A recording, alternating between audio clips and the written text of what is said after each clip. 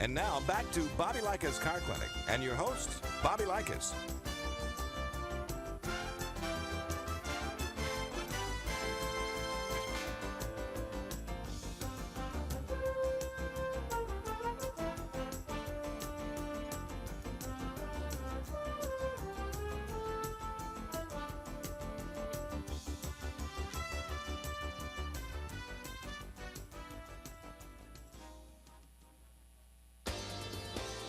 You're listening to Bobby Likis Car Clinic.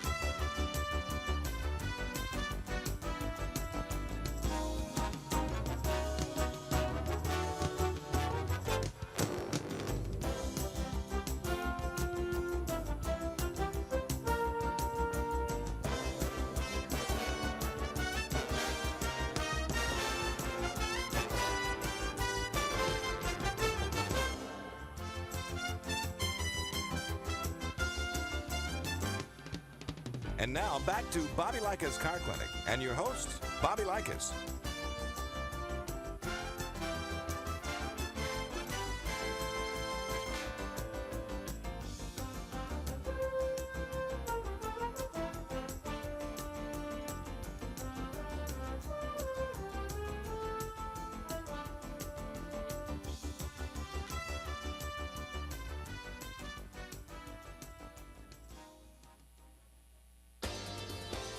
You're listening to Bobby Likis Car Clinic.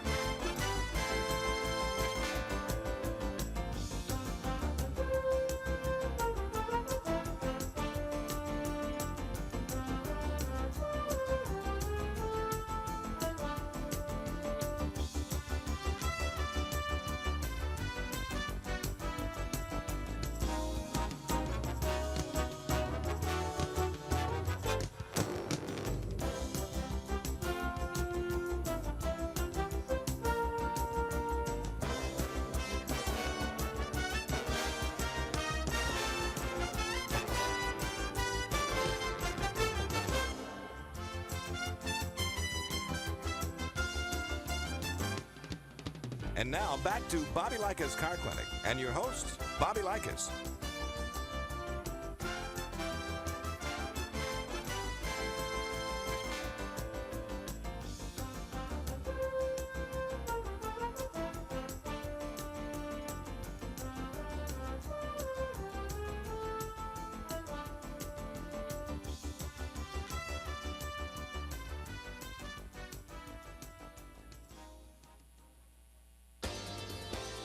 You're listening to Bobby Likis Car Clinic.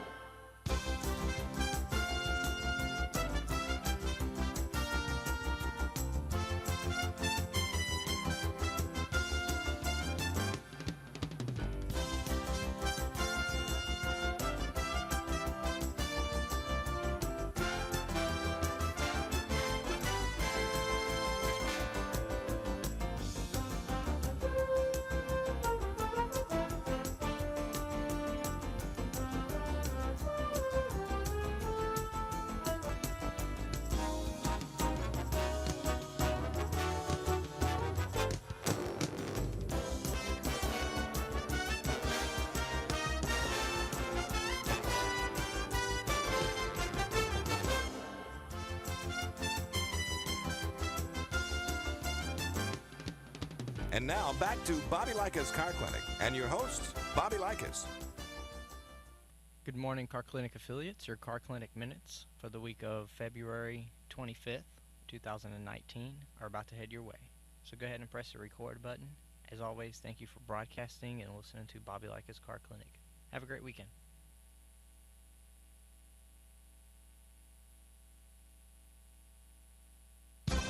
Hi, I'm Bobby Likis with today's Car Clinic Minute. Welcome to the lifestyles of the rich and famous. Forget about the $1 million mansions, because this week we're looking at four-wheeled fortunes. Find out what $100,000 gets you when I come back.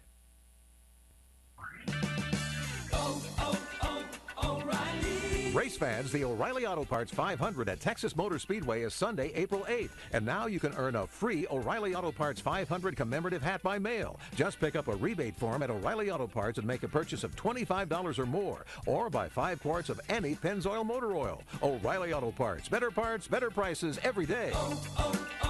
O'Reilly Auto Parts.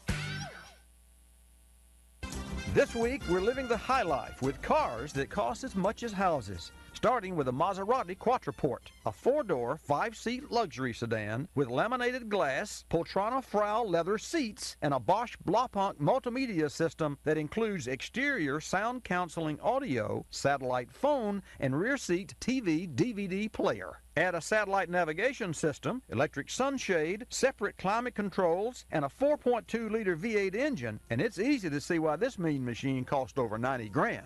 Believe it or not, this is the cheapest car on our list. Tune in tomorrow for cars that really break the bank. I'm Bobby Likis. Like us, you'll love us.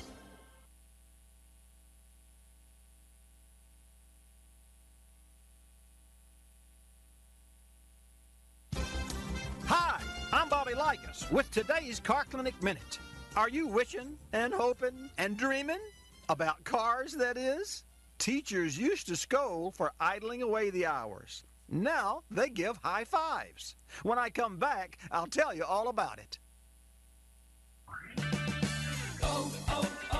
O'Reilly Race fans, the O'Reilly Auto Parts 500 at Texas Motor Speedway is Sunday, April 8th. And now you can earn a free O'Reilly Auto Parts 500 commemorative hat by mail. Just pick up a rebate form at O'Reilly Auto Parts and make a purchase of $25 or more. Or buy 5 quarts of any Pennzoil motor oil. O'Reilly Auto Parts, better prices every day. O'Reilly Auto Parts. Daydreaming in class used to get you a trip to the principal's office. Now it could be your ticket to the winner's circle.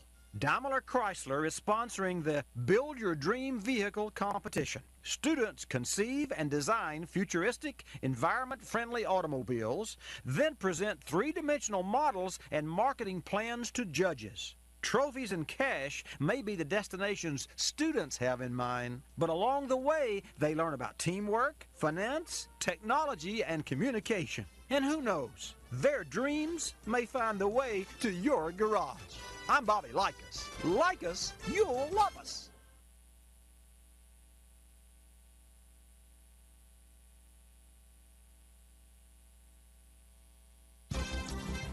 Hi, I'm Bobby Likis with today's Car Clinic Minute. Anyone who's ever parked their car on an incline knows getting parked is just half the job. Getting out of park can be just as challenging. Do you know the trick? When I come back, I'll tell you.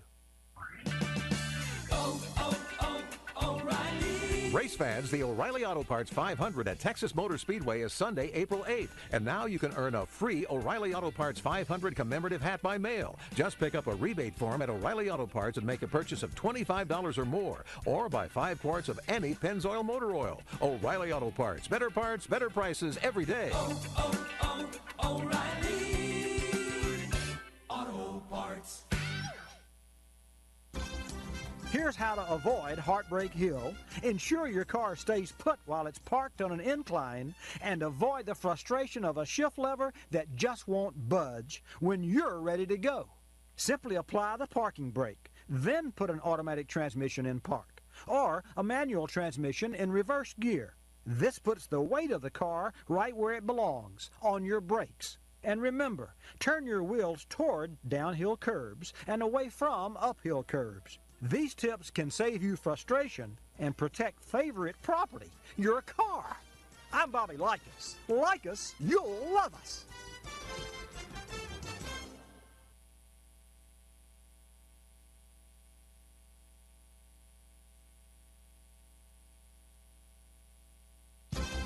Hi, I'm Bobby Likis with today's Car Clinic Minute. Truth or dare? Truth.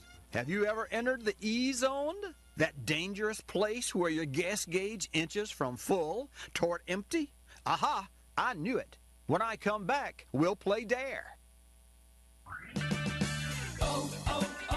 O'Reilly. Race fans, the O'Reilly Auto Parts 500 at Texas Motor Speedway is Sunday, April 8th. And now you can earn a free O'Reilly Auto Parts 500 commemorative hat by mail. Just pick up a rebate form at O'Reilly Auto Parts and make a purchase of $25 or more. Or buy 5 quarts of any Pennzoil motor oil. O'Reilly Auto Parts, better prices every day. O'Reilly Auto Parts. Truth is, most of us have run out of gas. But with winter's chill, I dare you to keep tanks at least a quarter full. Why? If you're stranded during icy weather, you could get the cold shoulder from Jack Frost while waiting for a rescue or hiking to a gas station. Also, low fuel levels create empty airspace in gas tanks. More airspace means more condensation or moisture, and this water mixed with gasoline adds up to expensive repairs. Now I'm telling you the truth, and I dare you to escape the E-zone by keeping gas tanks filled. I'm Bobby Likis. Like us, you'll love us.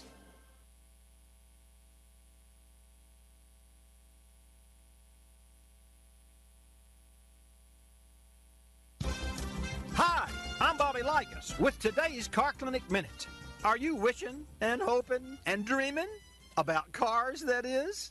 Teachers used to scold for idling away the hours. Now they give high fives. When I come back, I'll tell you all about it.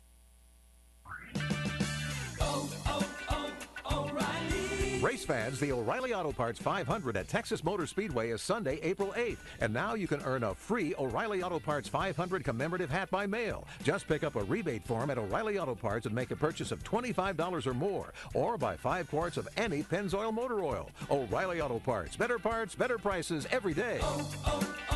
O'Reilly Auto Parts. Daydreaming in class used to get you a trip to the principal's office. Now it could be your ticket to the winner's circle. Daimler Chrysler is sponsoring the Build Your Dream Vehicle competition. Students conceive and design futuristic, environment-friendly automobiles, then present three-dimensional models and marketing plans to judges. Trophies and cash may be the destinations students have in mind, but along the way, they learn about teamwork, finance, technology, and communication. And who knows, their dreams may find the way to your garage. I'm Bobby Likis. Like us, you'll love us.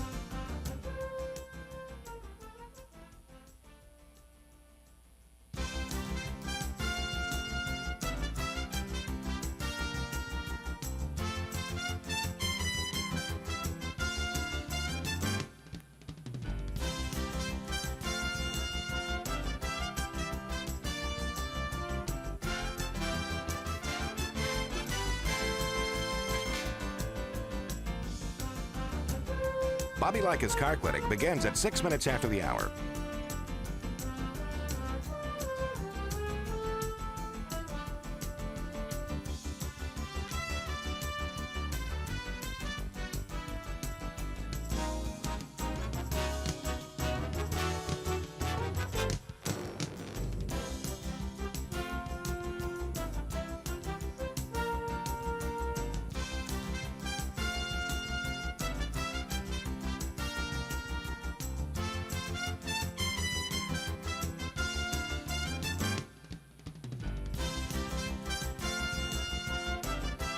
Bobby Likis Car Clinic begins at 6 minutes after the hour.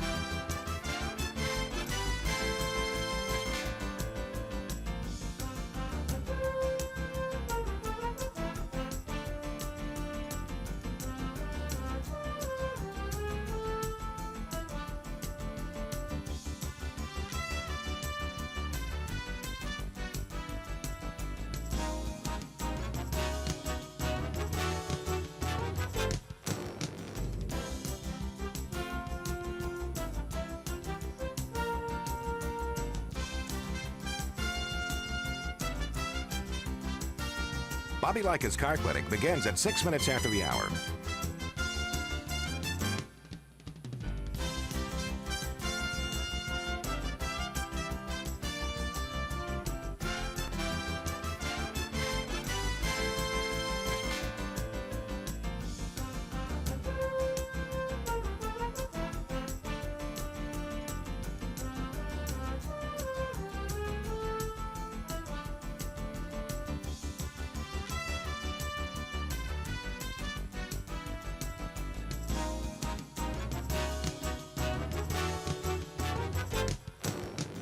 Bobby Likis Car Clinic begins at 6 minutes after the hour.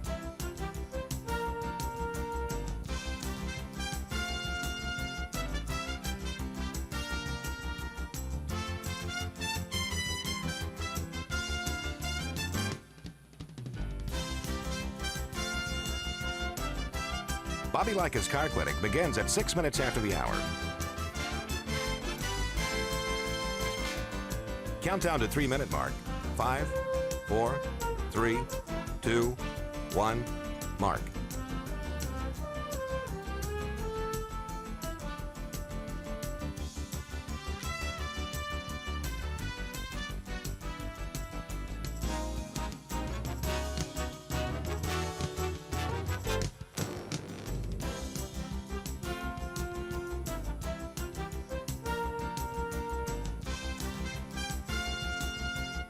Bobby Likis Car Clinic begins at 6 minutes after the hour.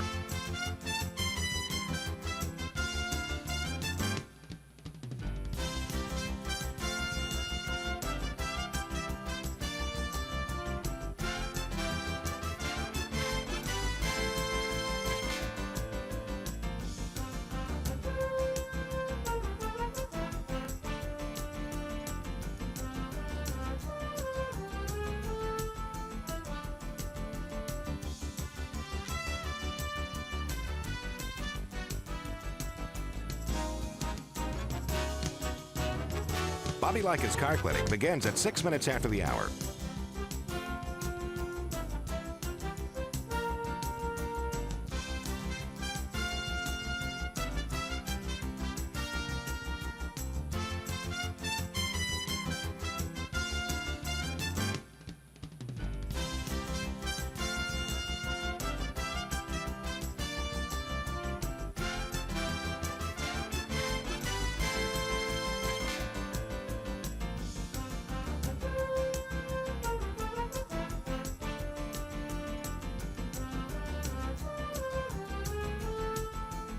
Bobby Likis Car Clinic begins at 6 minutes after the hour.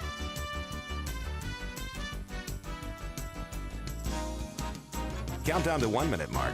5, 4, 3, 2, 1, mark.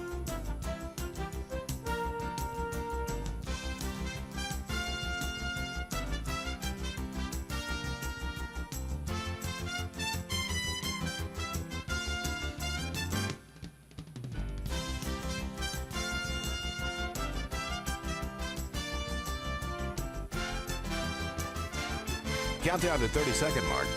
5, 4, 3, 2, 1, mark.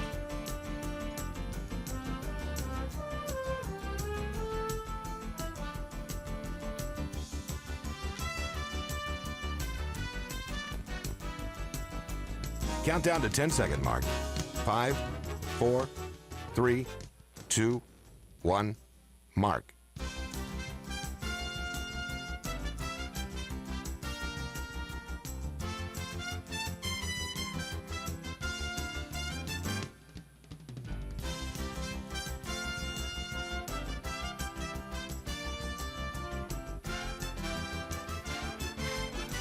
Welcome to Bobby Likis Car Clinic. If you have a car question for Bobby, call now at 1-800-264-5454, toll free from anywhere in America. And now, here's your host, Bobby Likis. And here we go again, folks. Welcome to this edition of Bobby Likis Car Clinic. I'm glad that you joined me this morning. I hope you had a great week.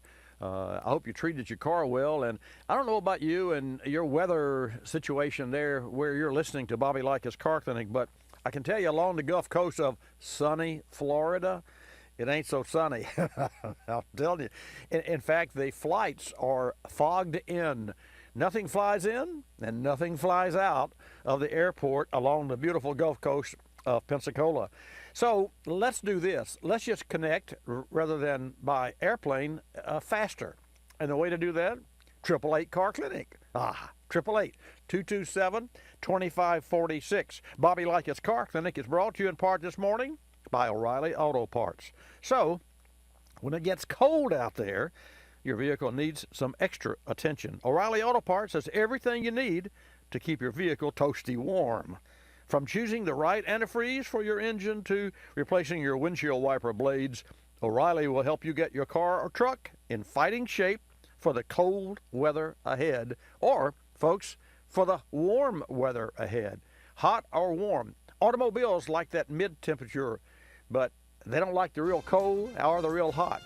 O'Reilly Auto Parts. Better parts, better prices every day. Your calls at 888-227-2546 when I come back.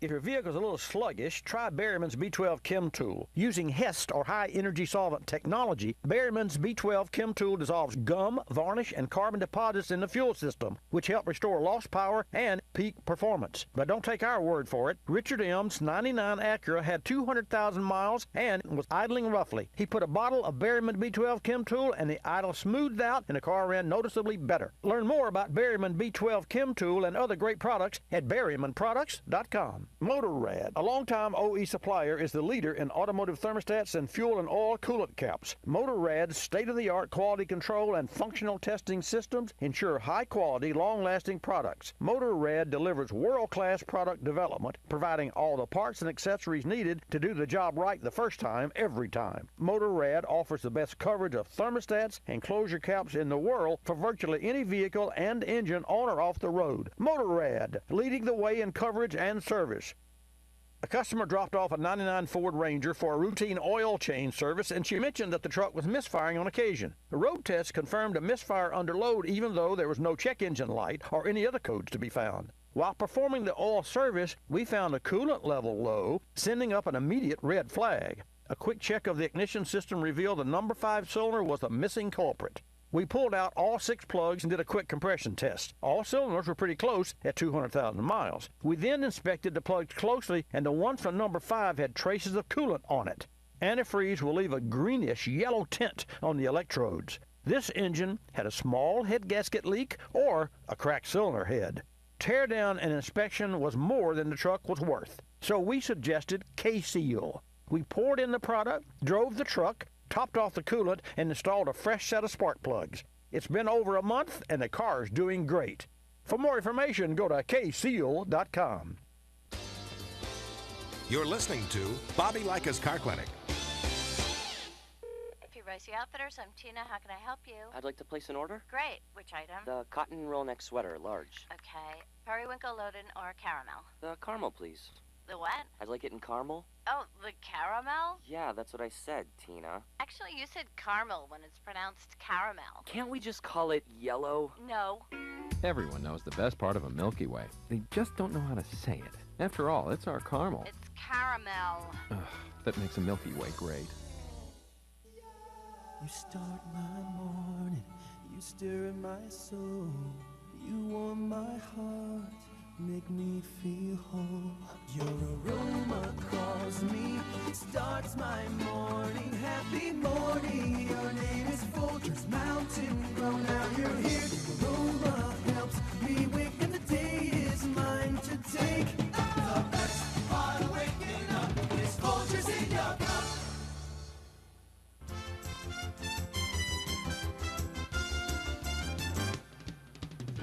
And now back to Bobby Likis Car Clinic and your host, Bobby Likis. And good morning. Welcome to this edition of, and there we go again. See, I'm not really happy with, pardon me, folks, for doing that. You're not supposed to do that with a microphone, but for some reason, I'm having a bit of a challenge here with electronics. I don't know. How's that sound okay? Does it sound okay? Yeah. All right. Well, we don't normally talk about microphones and those sorts of things, but, you know, when you consider, let's see, we built this studio. We've been on the air for 27 years. We built this studio, and that was in 91. We built this studio in 1996, which was a really strange thing to do for a car guy. I mean, and that's when I really found out that I was not only a car guy, but I also wanted to share my information that I learned and my knowledge and my experience, really, with you and your automobiles.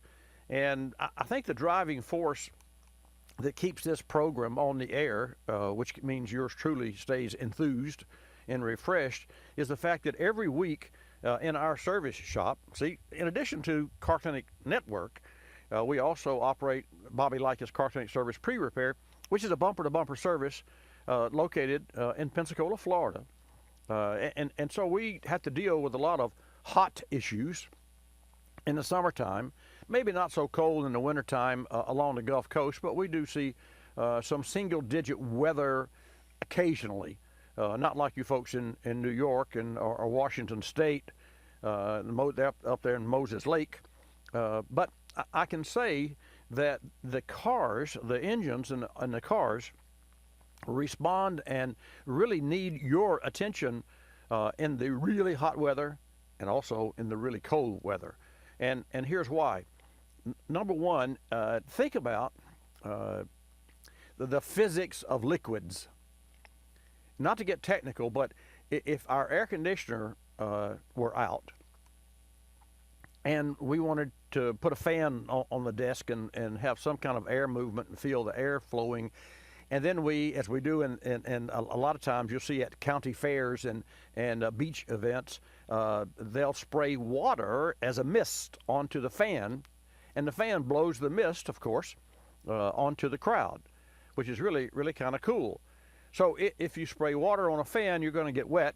If you spray molasses on the fan, it's going to stop the fan. Well, that means that the turning blade, of course, has to cut through the friction of the molasses, and you and I both know that that doesn't work. Well, think about the internal crankshaft that is the main member, the driving force of your engine. That engine, the crankshaft has to turn over. So the oil that lubricates it and keeps the engine alive and lubed and cooled and clean and a lot of other things that oil does. There are 5 major functions that oil provides for your engine.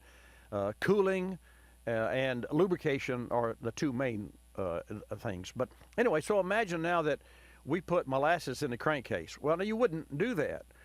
But let's back off a bit. And let's say that we're using in a new engine 0.20 viscosity oil. Well, that's kind of like mineral spirits, or almost not like alcohol, isopropyl alcohol, but certainly it's similar to water, but maybe more on the Wesson oil side, on the mineral oil. Think about that. The viscosity, and that's the pourability of the fluid of the oil, has to travel from the oil pan, which is where it all drains back down. It has to first be drawn up through the intake pipe of the oil pump. From there, it goes into the oil pump, and then it is compressed, and then it's pushed through the oil filter before it ever feeds the engine. So all this is taking place. Understand this, your engine's already running, but this oil is, after the engine's already running from an overnight stand, the oil is still in the pan or on its way to the pump or on its way through the pump or on its way through the filter. But as you can tell, it then has to go through passageways in the block, and there are main oil galleys, like a plumber. You are a sprinkler system. You may have a 1-inch PVC hose feeding the sprinkler system, but all you need are little 3/8 or 1/2-inch lines that feed each individual sprinkler, but you got to have a big volume to feed the tributaries that are fed in a sprinkler. Same thing is true for an engine, but even much more sophisticated, because the oil is pressurized to a point, pushed through a filter to force the cleaning of the oil, and that cleaning is a 30 micron, so that's 30 thousandths of an inch. Your hair is 200 thousandths of an inch, 2/10 of an inch. That's how thick the common hair is on your head. So as you can tell, if you have to push oil through those small filter crevices, that oil, the thicker that oil is, the more it slows down the oil. So there's where pressure comes in. And not to be too technical, but this is information that you need to know, so when you crank the engine up, you can actually visualize the oil being drawn, pressurized, pushed, and then making its way through the tributaries of the engine, and finally making its way to the top of the engine, which is the last person to get a draw, the last part to get a draw. So if you've got a late model engine, say a Toyota Tundra V8, which is one of my favorite V8s, by the way, and you use 2050 oil, and it's 20 degrees outside, or 30 degrees. Let's say it's Fahrenheit. Let's say it's freezing. You'll run that engine probably a minute before it gets proper lubrication with a heavier oil, if it gets proper lubrication, because the passageways in the engine are tiny. Not the main oil galley, but the little tributaries that are fed by the main galley. And oil pressure is a resistance to flow. That's really all it is. So if you're smoking a cigarette and you squeeze the cigarette body, not the filter, but the cigarette body, that's a lot of vacuum you could create, right? Well, if you put a 5 micron filter, which is a really small ports, small crevices for oil, if you put a 5 micron filter on your car and drove it, you would have the cleanest oil of any car on the road, any car. Why? Because you would have a destroyed engine because you can't flow enough oil through a 5 micron filter to feed the engine. So it's a compromise. And here's what happens in a newer car, as I mentioned, the Tundra, or any 4-cam 48 valve V8, very sophisticated, like the car that I drive. Those ports and passageways for that oil flow are tiny. And they're tiny because in order to get 300, 400, 500, a million miles out of an engine, and to make sure that it's emission clean, which means you keep the dirty stuff in the combustion chamber and away from the oil on top of the piston, the dirty stuff being the compression and the burning of the fuel, and that's pretty dirty. There are more than 1,000 chemicals in gasoline, just for you to know. And they all have varying burn rates.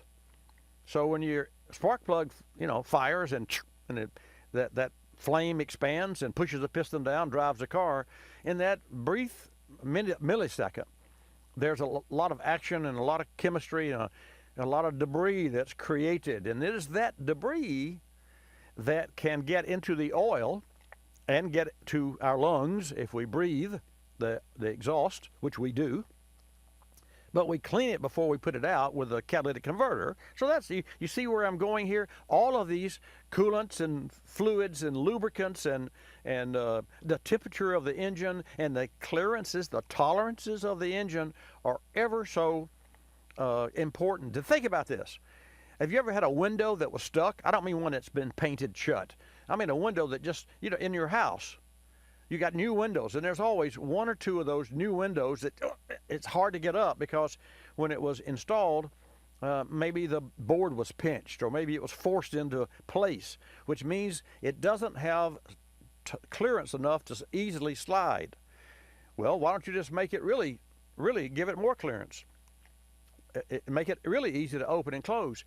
Well, the easier it is to open and close your window, the more air or heat or cooling it leaks. So there's a weather seal for your house, and there's a internal keep separate for your engine. Keep separate means you keep the flame and the fire separate from the bottom of the piston. You keep the water and the coolant separate from the oil. And all this is within an engine that's turning 3, 4, 5, 6,000 RPM. Hot, cold, and you get it and put the key and turn and just drive off. I mean, they don't, on an airplane, you don't do that. You fire the airplane and you run it and you check several different times. So I'm going to come back and take your calls, but just to give you information about how important it is to maintain your engine and change your oil and filter. 888-227-2546 when I come back. heated seats, backup cameras, and start-stop technology. Just a few of the electrical demands we put on today's cars. AGM or absorbent glass mat batteries are up to the challenge. They're precision engineered to offer the ultimate combination of power, durability, and reliability. Short-distance driving means your battery is not fully recharging. AGM batteries are more efficient than traditional flooded batteries when partially charged. They consume less power from the alternator. AGM, the better battery for today's vehicles. Learn more AGM advantages at autobatteries.com. Let's go inside the mind of a 10-year-old. I should have worn earrings today. Buckle up, Sarah. Michaela's got like the best earrings. Sarah, buckle up. I wish my name was Michaela. We're not hitting the road until you buckle up, honey. Oh yeah, seatbelt. I wonder if there's pizza at school today. It can be tough getting through to kids, but it's your job to make sure they're wearing your seatbelts. Never give up until they buckle up. A message from the National Highway Traffic Safety Administration and the Ad Council. Visit safercar.gov/kidsbuckleup for more information. This car repair spotlight brought to you by O'Reilly Auto Parts. This week, a 2012 Lexus came into the shop with 65,000 miles and a check engine light. After scanning trouble codes, we located a variable valve timing solenoid wire had been chewed into by rodents. You'd be surprised at the number of cars affected by animals. Although the electronic solenoid was not harmed, we needed to splice a new connector and lead wires onto the Lexus engine harness. We reached out to our local O'Reilly Auto Parts professional and ordered the wiring parts. Tommy, our ASE certified technician, removed the engine harness, carefully cut the damaged piece out, soldered the new connector in, then sealed with heat shrink. Good as new. O'Reilly Auto Parts Pro stepped up. Lexus fixed, everybody happy. Another great reason our first call for parts is O'Reilly Auto Parts. O'Reilly Auto Parts. Better parts, better prices, every day. You're listening to Bobby Likis Car Clinic. The airlines like to have sales. Summer getaway sales, holiday sales, winter sales. Truth is, at any moment, some airline somewhere is on sale with low fares to great destinations. Travelocity knows exactly what's going on, who's on sale, to where, and when, at over 700 airlines worldwide. We even have this nifty feature that lets you look at a calendar so that you can see exactly the days the great fares are available. Travelocity.com. Go virtually anywhere. AOL keyword, travel. Hun, guess my temperature. It's 2 a.m. Go to sleep. Come on, one guess. Higher, 98. Higher. Higher, 99. You're getting warmer. Wait, I'm getting warmer. Cold symptoms keeping you from getting a good night's sleep? Get NyQuil, the nighttime sniffling, sneezing, coughing, aching, stuffy head, fever so you can sleep better to feel better medicine. Use as directed. One more guess. 100? Yes. Tell her what she's won, Bob.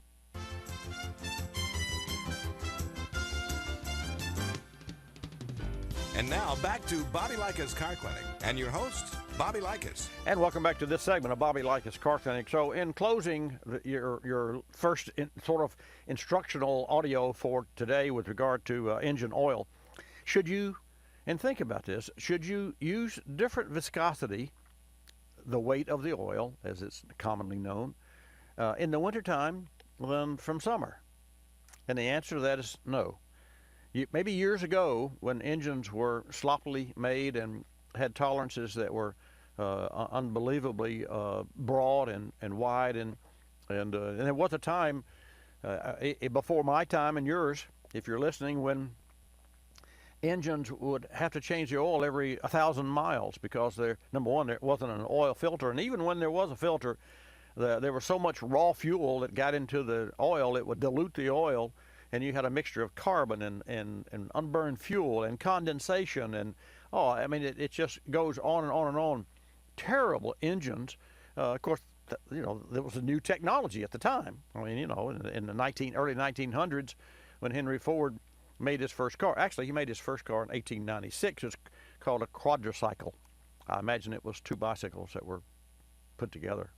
Speaking of bicycles, next hour, we're going to hear from Denise Landkloss. I got to get that right before she comes on the air. We're going to have her live from Lafayette because there's a Azalea Trail Committee of Scenic Lafayette and a bicycle and classic car show going on today. So all my friends in Daytona Beach and Terry Stabiston, Motorsports Director for WNDB. You're going to have some competition here from Lafayette, so you better stay tuned. In the meantime, let's go to Nebraska and talk with Greg. Greg, good morning. Welcome to Bobby Likis Car Clinic. Glad to have you in the house.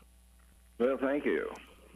Last week you were talking about direct injection engines. Yes. And having to scrape carbon out of them and so on and so forth. And I knew you liked EcoBoost engines. I do. Yeah, and I do. Recently bought a lease return with about 43,000 miles on it. Right. On a Ford Escape with a 1.6-liter turbo. Mm-hmm. Is there any way to, I guess, service those or use B12 chem tool or anything to keep that problem down? And then is that a characteristic of that particular engine? Well, not that particular engine, a characteristic of that particular design of engine, whether it's Ford or other. And folks, what Greg is speaking to here is a direct injection means that the little squirt gun that injects fuel into the engine, rather than go into the port of the engine, just like you walk into a doorway and say you've got a hall and you got bedrooms and other rooms down the hall. So if you flooded the hall with water or with air conditioning, let's make it not nicer, that air conditioner would find its way into the rooms. Or if you flooded it with water, it would flood, and it would probably clean the hall pretty well and probably mess up the bedrooms. But in the process of delivering fuel to the engine, if you deliver it through the port, which is the front door opening that goes down the hall or down the intake port, that fluid, that liquid gasoline, washes the back of the intake valve. Now, if you only put air through the intake port, then that valve gets dirty and oily and cokes up. So, Greg, to your point, with direct injection engines, the liquid is not going through the hull or through the port. It's going directly into the piston and on top of the piston, which is much more efficient because liquid gasoline will not burn. If you and I are sitting on 1 million gallons of gasoline with a 4-inch pipe, and that pipe is dead full, and right here, we could strike a match. We could take a match and put it out in that liquid gas. And because the only thing that burns on fuel is the fumes when it turns from a liquid to a gaseous state. And so in an engine, as fast as engines go, the quicker you can atomize the fuel, and the better you can atomize the fuel, then the better the process, the cleaner the emissions, and the more efficient. So to answer your question, Greg, I don't know in the real world, other than engine disassembly, which I certainly do not recommend, and this is where you heard me talking about this last week. There's no way that you can clean the intake valves using a chemical. Although we do use the Berryman B12 chem tool because that's a wet cleaner, which means it will clean any area of the engine where the liquid fuel goes because it is delivered within the liquid fuel. So because the liquid fuel in your EcoBoost doesn't see the back of the valve, it's not going to clean the back of the valve. And Greg, here's what GM did. They came out with a software fix. Now, wait a minute. Let's see.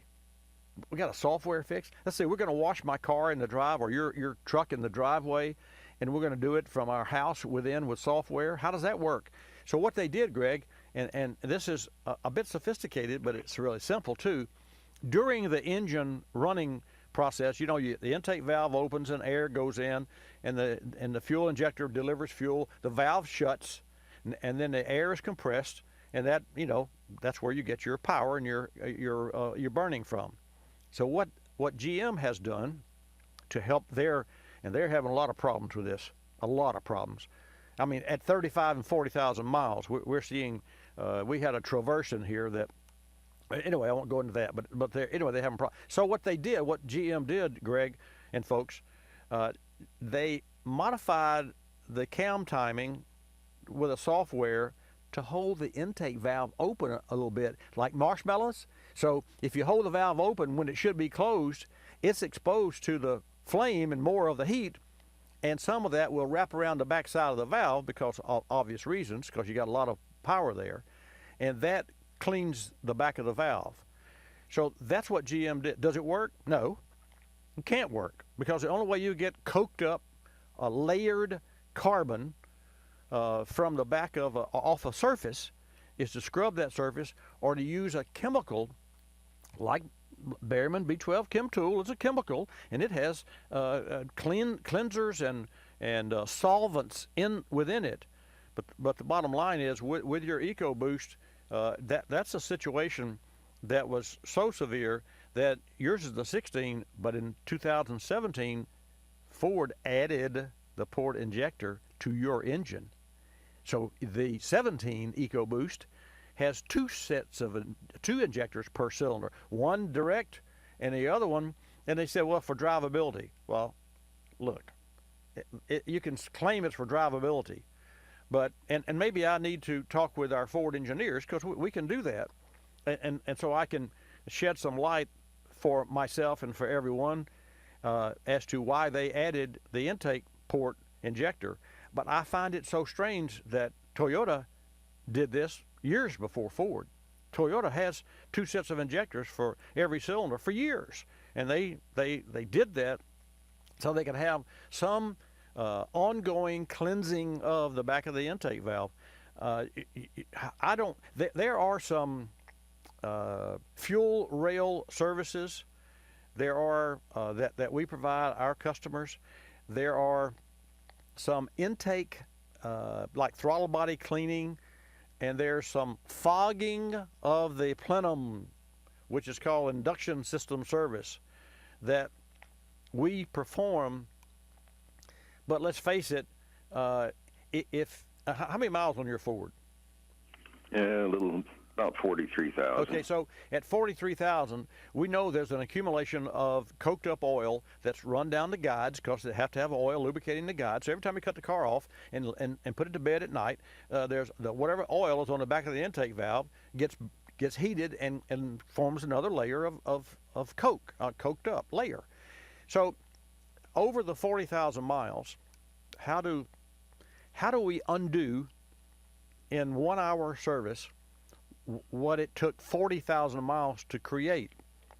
Well, we use a really powerful commercial grade cleaner.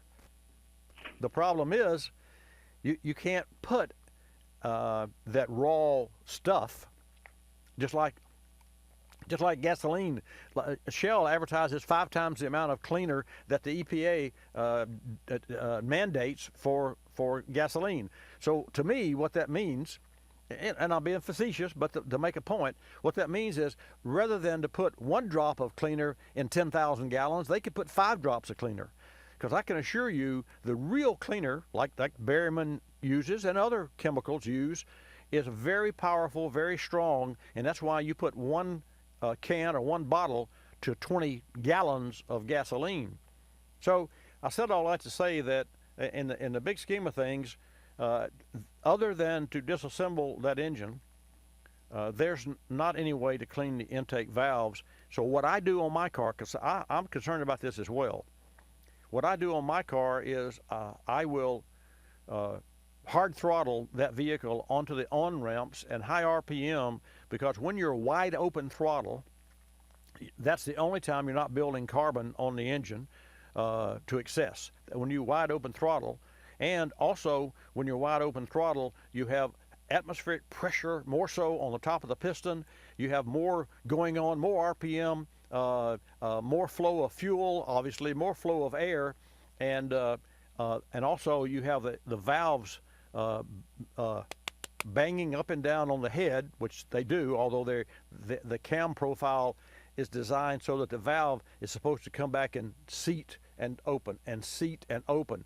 But if you go seat open, and then you go, 75 times a second or 35 times a second at 3,000 RPM, then you got this, and so that action alone should help knock off or break off any large clumps of carbon.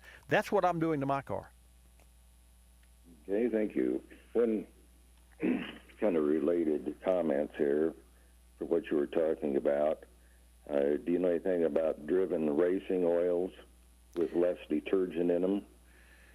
I do not, but let me say this. From an EPA standpoint, the oils that you use in a street engine have to have the API starburst in order to meet the ILSAC 5 specs, and there's another spec that's even beyond the ILSAC 5 now.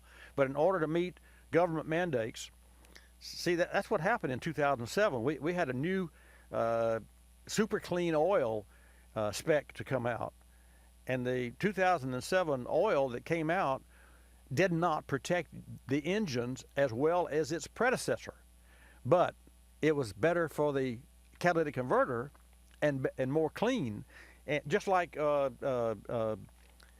let's see, have you ever seen No Smoke? Well, we got a hard break, Greg, but I'm going to ask you think about it during the break. Have you ever seen a product that is made by some chemical company that says stop smoking, stop your car from smoking, but it uses oil? We'll talk about that when I come back. We recently sat down with Kate Searlick, Global Product Management Lead with Johnson Controls. Kate talked about the advantages of AGM batteries, noting they outperform traditional flooded batteries when partially charged, a key benefit if your normal driving consists of shorter trips. Let's hear from Kate. Today's charging systems are not negatively affected by installing an AGM battery, and no modifications are needed for the alternator or the charging system. In fact, an AGM battery actually performs better when partially charged than a standard flooded battery. This means if you're not driving long enough distances to fully charge the battery, an AGM battery more efficiently performs and not consume additional power from the alternator. We were able to validate this in fleet testing we conducted in Las Vegas, where we witnessed AGM batteries providing up to twice the service life of a standard flooded battery. AGM batteries help meet the electrical demands put on today's vehicles, and Johnson Controls is the world's largest producer of automotive AGM batteries. Learn more at autobatteries.com. You're listening to Bobby Likis Car Clinic. Waking up can be a chore, but mornings knocking on my front door. Know just what I'll do. Put on a pot of Folgers brew. Mountain grown aroma hits the spot. Helps me give all that I've got. An opportunity to start out smiling and happy. The best part of waking up is Folgers in your cup. I'm privileged to be involved with Capstone Adaptive Learning, formerly known as United Cerebral Palsy, for over 25 years. Since 1953, Capstone has provided quality care programs for persons with developmental disabilities like autism, cerebral palsy, Down syndrome, and intellectual disabilities. Dr. Sherry White with her team are dedicated to Capstone's clients, and 100% of your contributions stay local to serve those in this community. Go to capstoneadaptivelearning.org to see the difference Capstone makes. Technology moves at the speed of innovation, and today, that's lightning fast. So when you get your hands on the latest tech, don't forget to do the right thing with your old devices. Recycle them. The Consumer Technology Association and its members are making recycling your old tech device as easy as purchasing new ones. Just go to greenergadgets.org, type in your zip code, and you'll instantly find the responsible recycling location closest to your home. You'll also find lots of tips to simplify your recycling, like asking the store where you buy your new TV if they'll haul away your old one. Television sets, video game consoles, smartphones, tablets, they're all recyclable. Don't let them clog up your local landfill. Just visit greenergadgets.org. You're sharp enough to get the latest tech tools into your home. Now be responsible enough to get your old devices to the recycler. That's greenergadgets.org.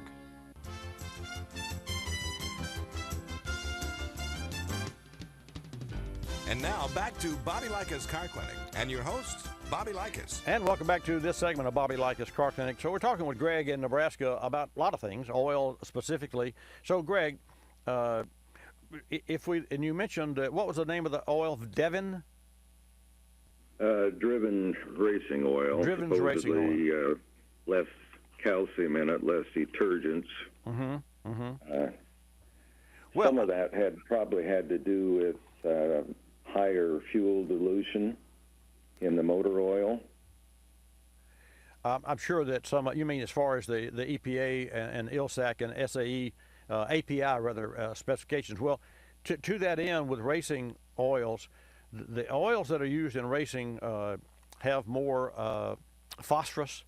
ZDDP, you probably are familiar with that term, ZDDP. I won't go into that, but you can Google it and see what all that is.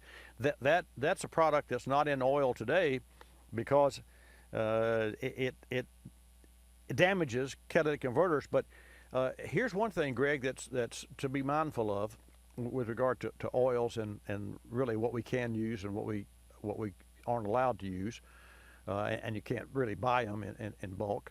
At some point in time, the oil companies and the EPA came out with oil that would be cleaner than its predecessor. So let's say that you've got your 16 Ford and I've got my 16 Ford, and they're identical, which nothing's ever identical, but let's say that they are. And we're going to bag test the exhaust, which means we're going to put a bag over the exhaust and capture every particle of a molecule that comes out of that exhaust. In your engine, we're using the same engine oil, except I'm using a cleaner oil with higher MPG and lower emissions. Well, it's the same oil, but so what's the difference? The difference is in what the EPA did and what the companies did was they elevated the flash point of the cleaner oil, so that when the piston goes down, we know there's a film of oil on the cylinder wall, because that's what the crosshatch, and that's what oil does too. It cools, it lubricates, but it seals. So an oil seal of a crankshaft would burn up if it weren't for the oil it's holding in the motor, lubricating the seal.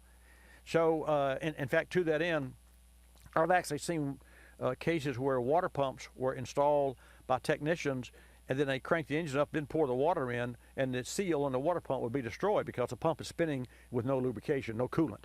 So getting back to oil, when a piston goes down and there's oil film left, if my oil film has a elevated flash point higher than yours, your engine will burn a trace more oil than mine, because mine requires higher temperature. So that trace amount is how they measure it, and that's where all that, modifications of oil started to come from, and necessarily wasn't great. It was good for emissions and good. Just like and not to beat the dead horse here, Greg, but the manufacturers today tune engines within a window that is designed not for best performance, not for smoothest engine, although they are very high performance engines and they do operate very smoothly. But their goal is to make sure that the catalytic converter is protected for 80,000 miles or 10 years, because that's the warranty on a catalytic converter. So the manufacturers are more concerned, and we have learned this in our schooling with creditable, knowledgeable training folks, including OEM, people from like Delphi and Delco. So we know we'll ask questions in this class. Well, why do we do X, Y, and Z? And then one more little final question, because we have other calls, but something that's very important. We have invested in the software for Lexus. So we have the same software to tune and to check for recalls and to check for technical service bulletins and new programs and new reprogramming as the dealer does. And we buy that from Toyota, which they have to provide for us at a price. So we buy that because we're the de facto Lexus service in our city, because there's no dealer here. The dealer's in Mobile, Alabama, and we service and what have you. So I said all that to say that when we get a car in, we do our health car inspection, and on those Toyota cars and others, but on those Toyota cars, we'll check to see if there's an update on the module. And there, let's say there are 50 modules. So we had one in here 6 months ago for a window regulator, and we put a new window regulator in it that we had to introduce or initialize to the car, because the regulator and the door locks and all that are controlled by the body control module. Not by the window switch or anything. That's the body control module. You just send a request to to open the door or unlock it or to put the window down and up with the switches or the key fob, but it's the body control module that does all the work. So if you put a new door lock or a new window regulator, the body control module says, I don't know, Greg. I've been working with Bobby for 100,000 miles or for 10 years. I don't know who this Greg is. Bobby failed, but as far as I'm concerned, he's still the one in the car. So we have to initialize. So in order to do that, we have to have factory software.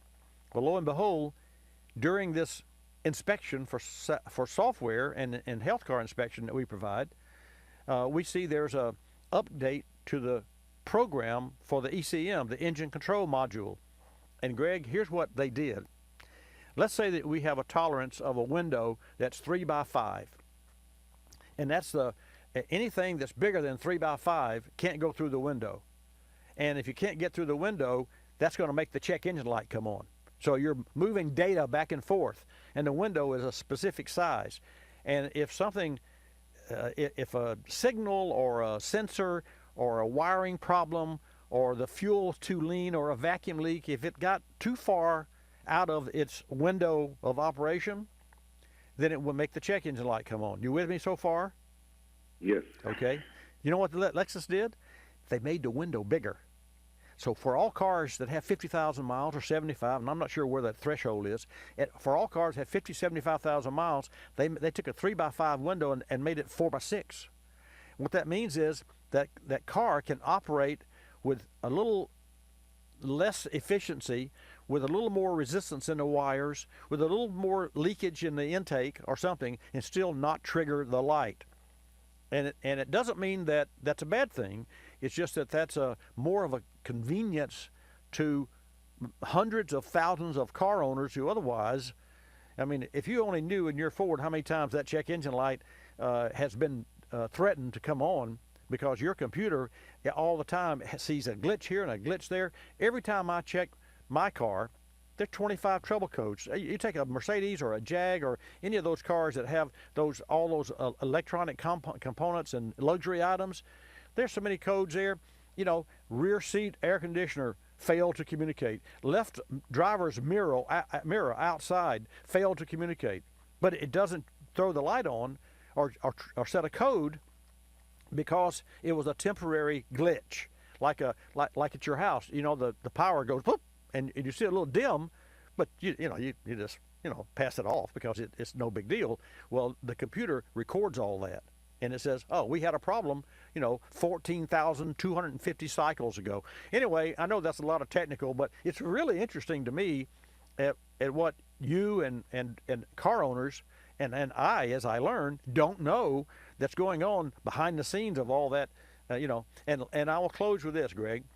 I'm always amazed how the car owners, consumers, and I'm a consumer, how folks that are not in the automotive service can go to a parts store and they take a $35 reader, or you can take your phone and download an app and plug it into the dongle and it'll a data port, and it'll tell you the codes, and you say, well, my car needs an oxygen sensor. That's what's wrong with it. What do you charge to fix it? No, wait a minute. That's the code. What you have to do is have a true, and they're $5,000 to $10,000 laptop with the software that doesn't read the code. It goes into the electronic architecture, and in other words, you and I are across the street and we having a cup of coffee. We see this house on fire. We say, hey, Greg, Bobby, that house is on fire. But if we're firefighters, we have to know which room, where it started. So to read a code is just say, oh, the house is on fire. It's got a code. Yeah, right.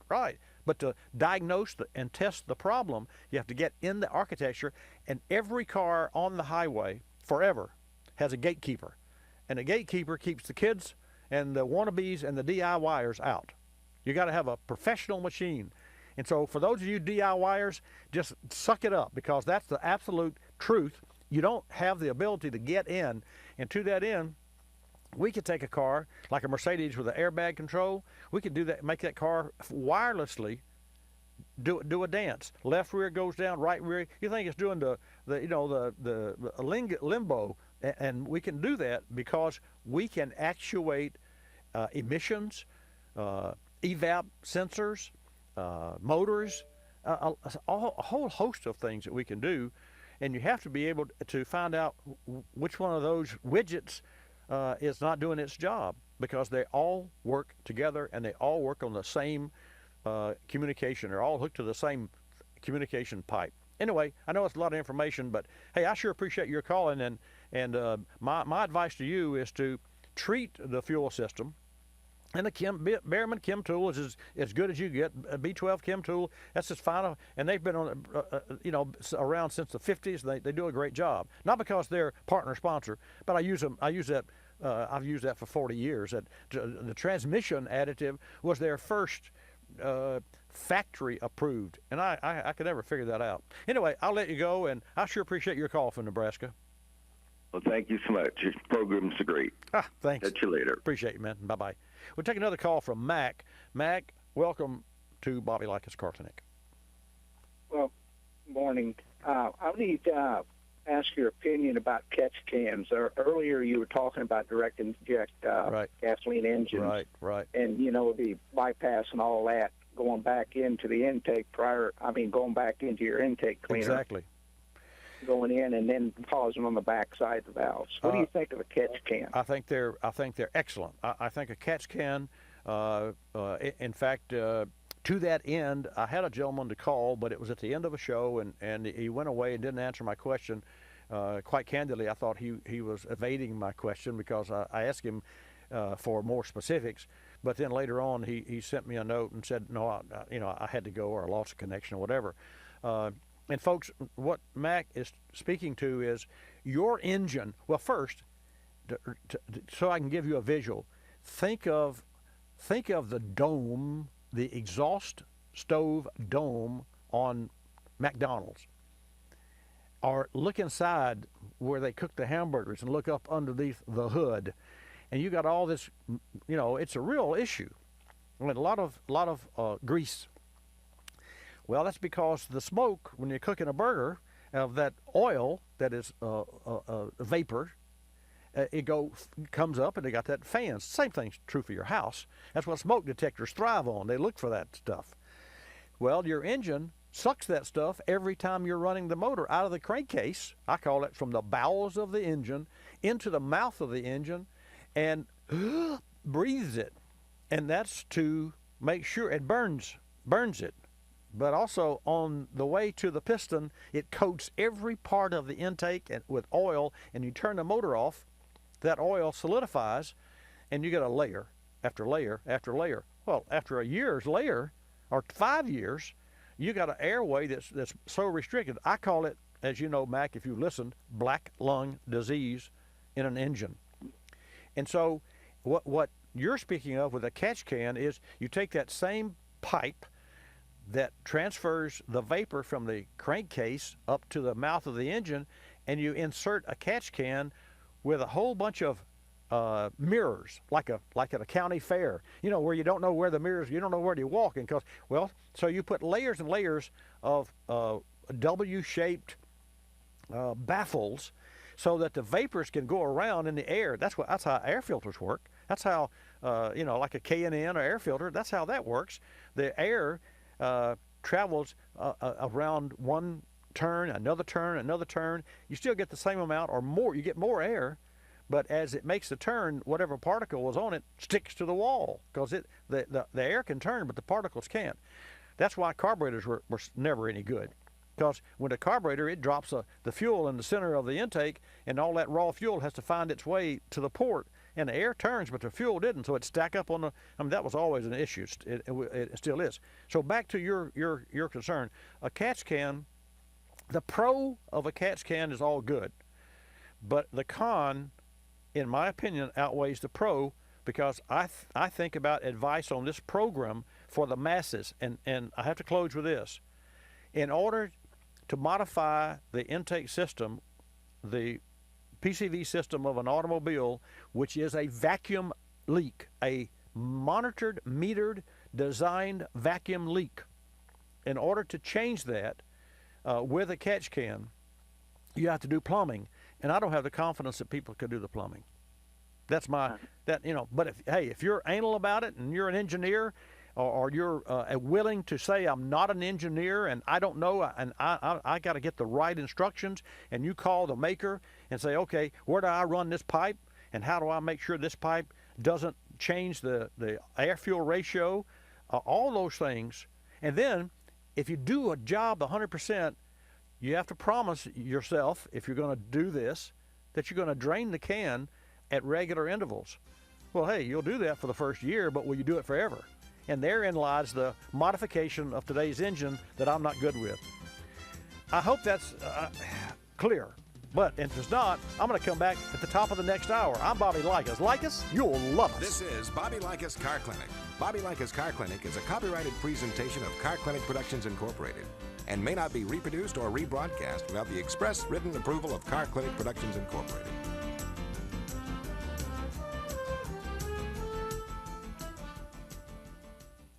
Grundy Insurance began selling agreed value policies in 1947. These policies are set at the time they're issued, detailing the amount a policyholder will receive and an insurance company will pay in the event of total loss or theft of a vehicle. It's the safest way to protect the restoration cost and appreciating value of collector cars. Actual cash value policies and stated value policies do not establish the amount in advance. Learn more about agreed value policies at the Insurance 101 section at Grundy.com. That's Grundy.com. Your vehicle a little sluggish? Try Berryman's B12 Chem Tool. Using HEST or high energy solvent technology, Berryman B12 Chem Tool dissolves gum, varnish, and carbon deposits in the fuel system to help restore lost power and peak performance. But don't take our word for it. According to Terry Kay, I used Berryman B12 Chem Tool on my parents' 2000 Chevy Impala with 140,000 miles. We noticed a marked improvement almost immediately. Learn more about Berryman B12 Chem Tool and other great products at BerrymanProducts.com. You're listening to Bobby Likis Car Clinic. If you're familiar with the Kulseford section of the newspaper, you probably understand this message quite well. You see, in the Kulseford section, everything gets abbreviated. Consonants, vowels, prepositional phrases, the very building blocks of our language are thrown right out the window. And that makes it difficult when you're trying to sell your car. You've got a limited amount of space to work with. And by the time you abbreviate the description of your car down to a couple of fragmented sentences, it sounds less like a car and more like a Bluck sedan with sniffed like new condition lemals. No wonder more people are selling their cars through eBay Motors. They can post unlimited text and photo descriptions, and with a nationwide marketplace, they're likely to sell it for more. Plus, both parties can be covered by eBay's vehicle protection program. Buyers are happy, sellers are happy, and no one's abbreviating. eBay Motors, a better way to sell your car.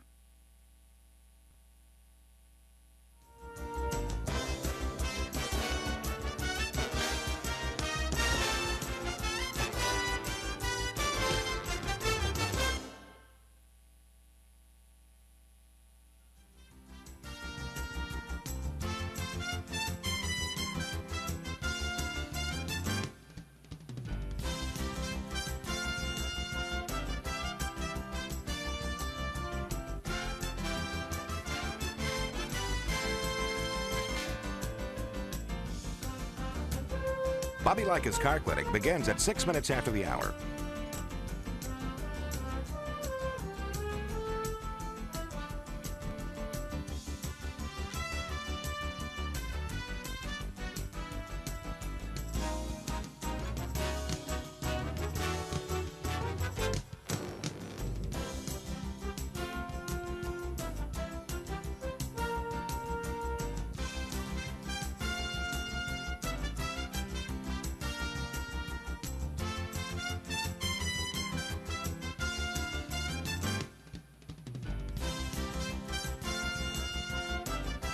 Bobby Likis Car Clinic begins at 6 minutes after the hour.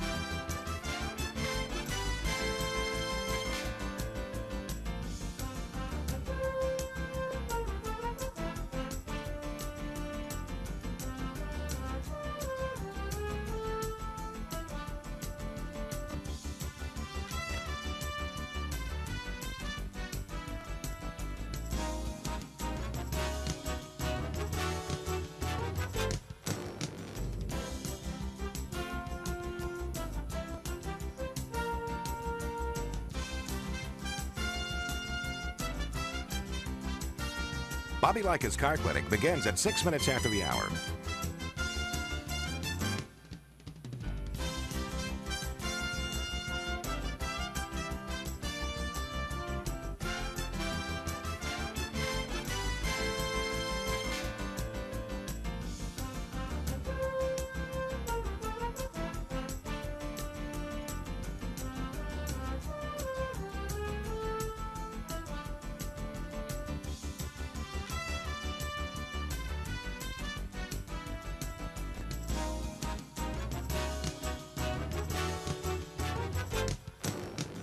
Bobby Likis Car Clinic begins at 6 minutes after the hour.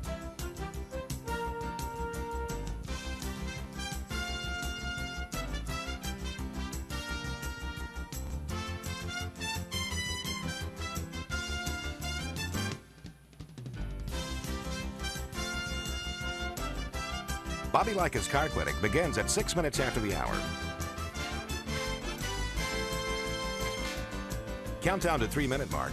5, 4, 3, 2, 1, mark.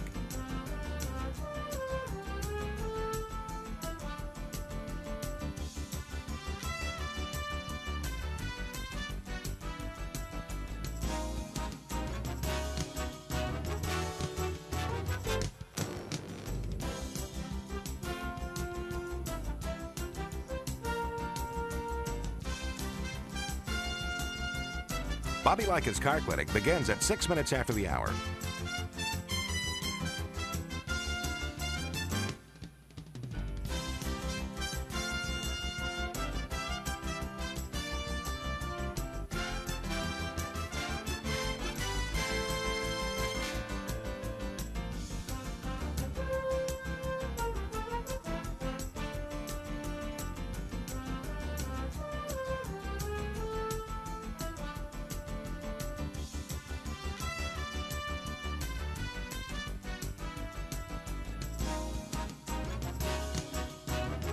Bobby Likis Car Clinic begins at 6 minutes after the hour.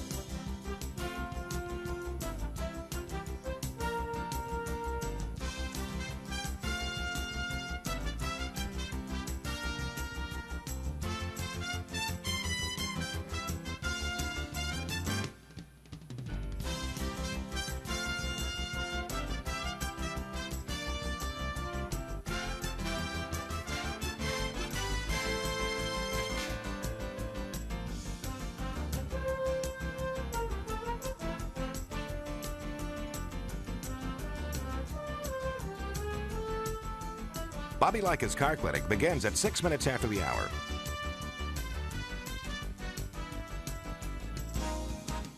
Countdown to 1-minute mark. 5, 4, 3, 2, 1, mark.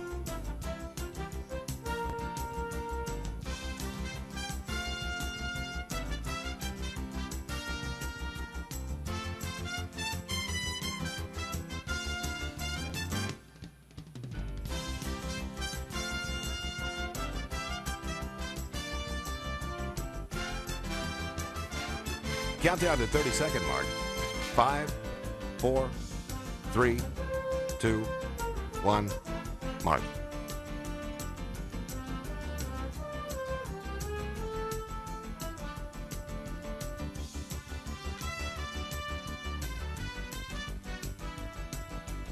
Countdown to 10-second mark. 5, 4, 3, 2, 1, mark.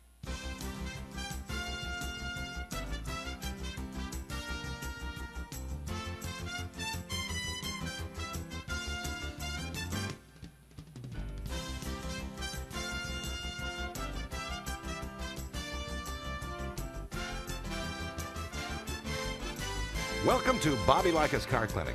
If you have a car question for Bobby, call now at 1-800-264-5454, toll-free from anywhere in America.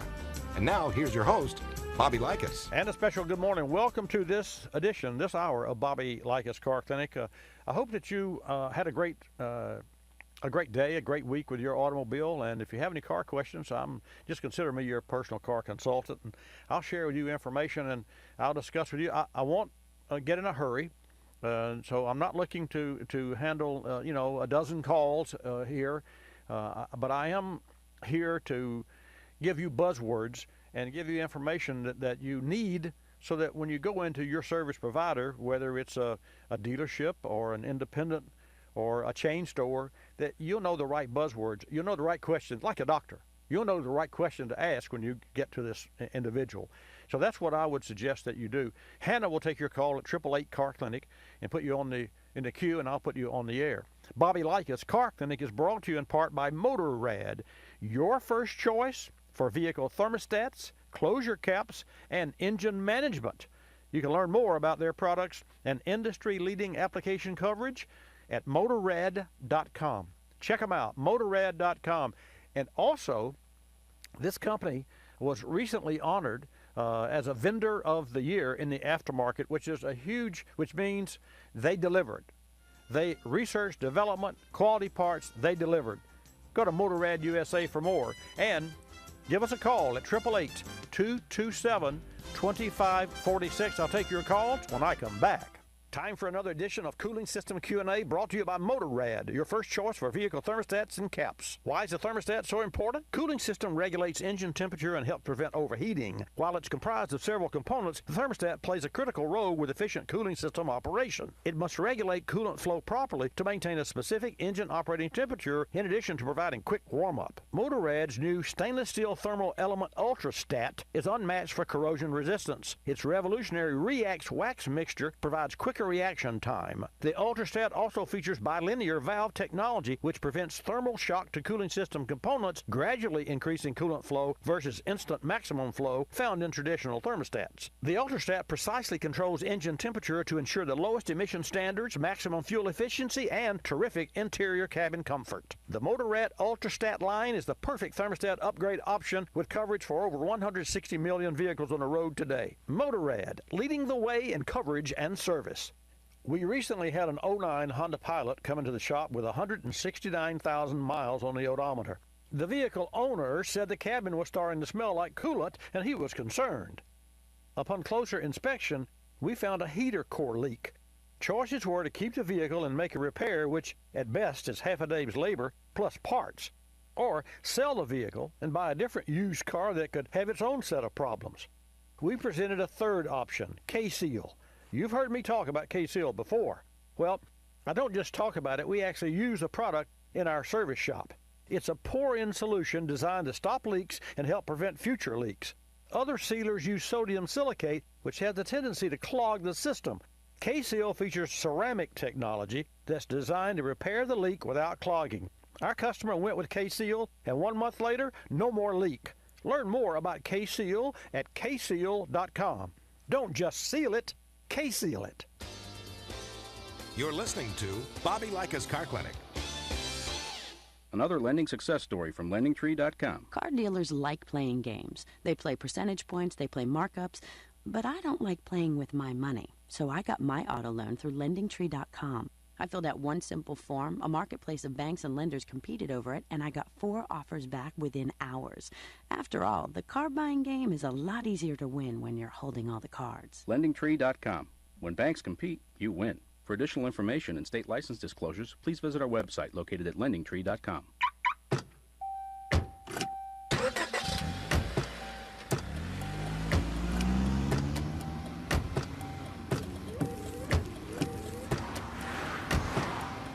Driving has a rhythm all its own. Don't wreck it with a text. Before you get behind the wheel, silence your phone. Or better yet, designate a texter. For more text-free driving tips, visit stoptextstoprex.org. Brought to you by the Ad Council and the National Highway Traffic Safety Administration.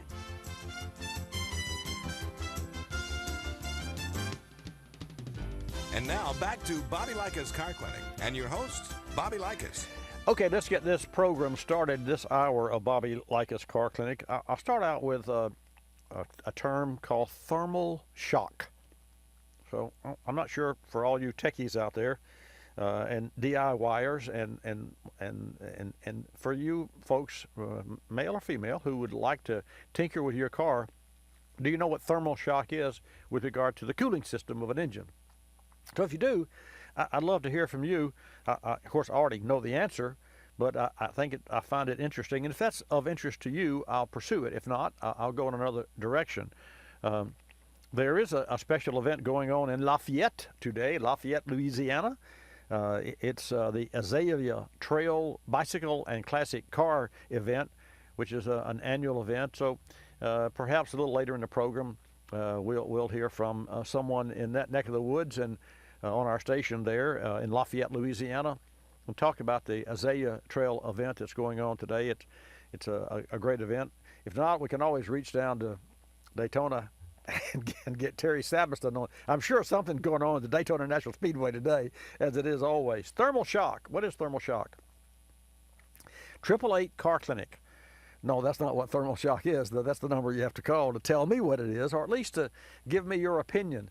And you know what I would really love? I would like to have a female to call me and say, well, Bobby, here's what I think thermal shock is, because I think that would truly be of interest, and it just may save you, once you understand what thermal shock is and how you can prevent it, thousands of dollars. And if you've got let's just say that you've got a vehicle that's not worth thousands of dollars. Let's say it's worth $3,000 or $4,000. That's it, right? So let's say it's worth $4,000.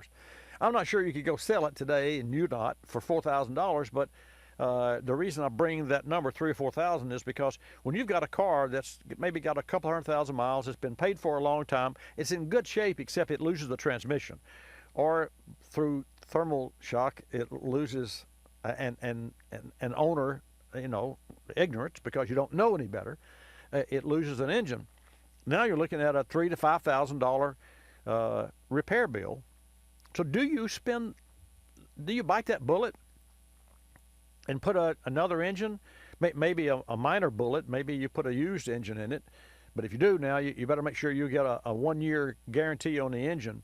Otherwise, you're like a 90 days, and just after 90 days, and you're just now getting settled in with this used engine, and then the used engine goes south, and you go back to the shop and say, yeah, well, this engine's using oil, because usually it takes about 6 months before you really are familiar with the nuances of a particular engine, how it runs and how it runs warm and cold, and how much oil it uses, if it loses any coolant, those sorts of things. So you don't it's nothing you know offhand. So you go back and it's out of warranty. Well, it's a used engine, a new one would cost you $8,000, and we put this in for $3,500 or $5,000 or whatever the number comes up. So I just want you to know that at that point in time, you have options.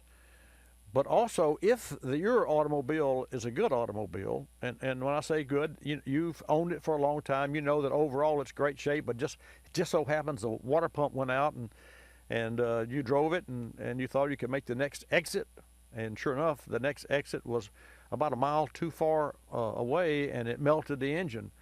But you made it to the station, but it's too late. You had to tow it in. There's no compression. It's got blown head gaskets and damaged pistons and rings. That's what head gaskets cause.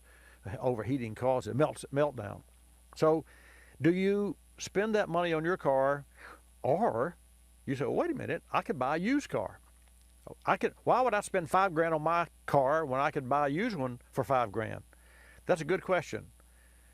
Here's why. In my experience, and my opinion, but in my experience, when you repair your car, you're actually buying your car back. So at $100 a month, 2 years is $4,800. So you can amortize a $5,000 bill, plus or minus a few hundred, over 2 years, because you're for surely going to get at least 2 years out of a used engine. More, actually, but let's just say at least 2 years. That's cheap transportation, because you bought your car back. If you bought a used one of the same cost, you would have no way of knowing what condition the whole car was in. Your car was okay till the water pump went out and you drove it that extra 100 feet, and destroyed it. You see where I'm going? So in that situation, we help our clients by looking at the whole car and doing a research on their service records. There's another caveat. Oh, and by the way, service records consider service records your medical history. Now, we all have a medical history, right? Transfers always goes with us anywhere we go, right? Well, what about your car? Oh, well, I got that receipt. It's in my drawer. It's in my glove box. It's, gosh, I can't find the very one I need. I can't find it. Well, it's because you never had it to start with, you know. So we save all of ours for every customer that's been in our facility since 2004 when we updated our software. We have online services where you can go online and research and see every part, every labor, every dollar you spent on your car, period. It's phenomenal. And by the way, Carfax, I sold my Viper because I didn't drive. It only had 31,000 miles. I kept it 16 years. I bought it new. I loved it. I coveted it, really. It was a beautiful car, and but I never drove it, so I sold it. And the gentleman that bought it said, well, I checked out on Carfax, and I see you've got a whole list of services here. I said, really? I didn't even know Carfax had that information. But sure enough, our software transferred that to Carfax. I'm sure Carfax had to subscribe to the same database that we did. But in the big scheme of things, the final analysis, my service record for my Viper, you could go to Carfax and put that and pay whatever, I don't know what that fee is, and go to Carfax, and you would see all the services that were performed on that car over the 16 years, which were mind-boggling. I mean, no repairs except for one slave cylinder for the clutch and a battery. I had to put an Optima battery in it, which actually I put a standard battery in it. I kept having problems, so I ultimately said, I'm going to put an Optima battery in here. And when I did, that solved my problems. Not that you still don't have to charge an Optima AGM battery. That's a glass mat battery instead of a liquid-filled battery. And we talk about those quite often with JCI, with Johnson Controls, the world's largest manufacturer of AGM batteries. They sell them under a lot of brand names, but Optima is one of them. It's the ultimate battery. And by the way, the battery shop, that's a cool site. I was there this past week looking at the tips and the videos. So if you're thinking about buying a battery, or you want to check your battery, or you want to know how to put one in, take one out the right way so that you don't destroy that electronics in your car, go to the battery shop on YouTube. You can just Google it, obviously. Go to the battery shop on YouTube. There's a whole list of great videos and great information there that you can use, even if you're not, really technically savvy. There are some things that you can do, and even if you're not intending to do it, it sure is relieving and sort of eliminates the heartburn, I say, when you can go to a service provider and the service shop says, well, we have to put 2 spins on the left rear wheel at 20 pounds of torque to make sure that the dB is okay with the voltage. You say, wait a minute, I don't know what you're talking about there. So, but when you do know a little more, and you do have those buzzwords with regard to automotive service and repair, then you can feel more comfortable, and you know the right questions to ask. In fact, I had a gentleman yesterday that has an issue with his car, and I introduced him to the term fuel trim. Fuel trim.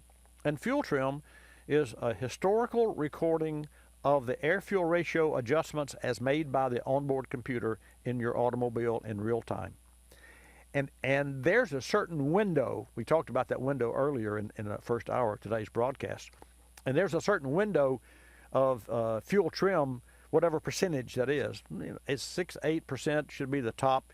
You get into double digits, then the adjustment is too far out, which means if you're having to adjust the air-fuel outside of the normal window, you must have a vacuum leak, or you must have a bad sensor, or you must have some issue that's causing it. Even though the light, the check engine light, will not come on, the fuel trim is being recorded. And I don't know how many times I've actually shared that with our listeners. to take your car in for a fuel trim. So coming up, we're going to hear from the co-chair of the Azalea Trail Committee of scenic Lafayette, Louisiana. What a cool place when I come back. This Engine Care Spotlight is brought to you by Walker Products, a leading manufacturer of quality fuel system components and engine sensors. Today's vehicles are being pushed to new heights with increased fuel economy and fewer tailpipe emissions, which has created the need for a smarter and more sophisticated exhaust after-treatment system, featuring an array of sensors designed to help monitor and control the different aspects of vehicle operation and health. The EGT, or exhaust gas temperature sensor, plays a major role in multiple processes, and it's critical that the EGT is performing within their limits. But not all EGT sensors are created equal. Housing styles and materials vary. In addition to resistance types and temperature ratings, it's imperative that a consumer replace their EGT sensor with the correct OEM factory style sensor. Walker Products has been supplying the automotive aftermarket since 1946 and manufactures all of its EGTs using only OEM-based sensors. Need a new sensor? Walker Products offers OE quality at aftermarket prices. Drive to walkerproducts.com. We recently worked on an 03 Buick Park Avenue with a 3.8 engine, and the vehicle had been a workhorse, 190,000 miles and more. That said, fuel economy had slipped from 24 mpg to 19. On cold startup, the check engine light flashed. In addition to rough idling, engine fuel trim pointed toward carbon issues. A quick scan revealed random misfire code P0300. The codes were cleared, and after a visual inspection of the ignition system and fuel filter change, we added a can of Berryman B12 Chem Tool to a fresh tank of fuel. After a 400-mile round trip and a second can of Berryman B12 Chem Tool, fuel economy was back to 24 miles per gallon and idle quality was restored. Many times, complex running issues are traced to carbon issues on today's vehicles. Fuel system maintenance starts with simple tank additives as the first step in carbon cleaning your engine. The next time your vehicle is sluggish or experiencing fuel economy that's not up to par, try Berryman B12 Chem Tool. Learn more at berrymanproducts.com. That's berrymanproducts.com. You're listening to Bobby Likis Car Clinic. Telephone From Geico Auto Insurance. When calling Geico to switch your car insurance, you will not need acetaminophen, naproxen, indomethacin, ibuprofen, a cold compress, an on-call acupuncturist, or any other pain remedy. In 15 minutes, you could save 15% or more. If it were any more painless, you could do it in your sleep, which is theoretically possible since we offer complete 24-hour service. Call 1-800-947-AUTO, 1-800-947-AUTO. Geico Direct, the sensible alternative. When you purchase the latest TV, tablet, or smartphone, don't forget to do the right thing with your old ones. Recycle them. The Consumer Technology Association and its members are making recycling your old devices as easy as buying new ones. Just go to greenergadgets.org, type in your zip code, and you'll instantly find the recycling location closest to your home. You'll also find recycling tips, like asking the store where you buy your new TV if they'll haul away your old one. Don't let your old tech tools clog your local landfill. Just visit greenergadgets.org.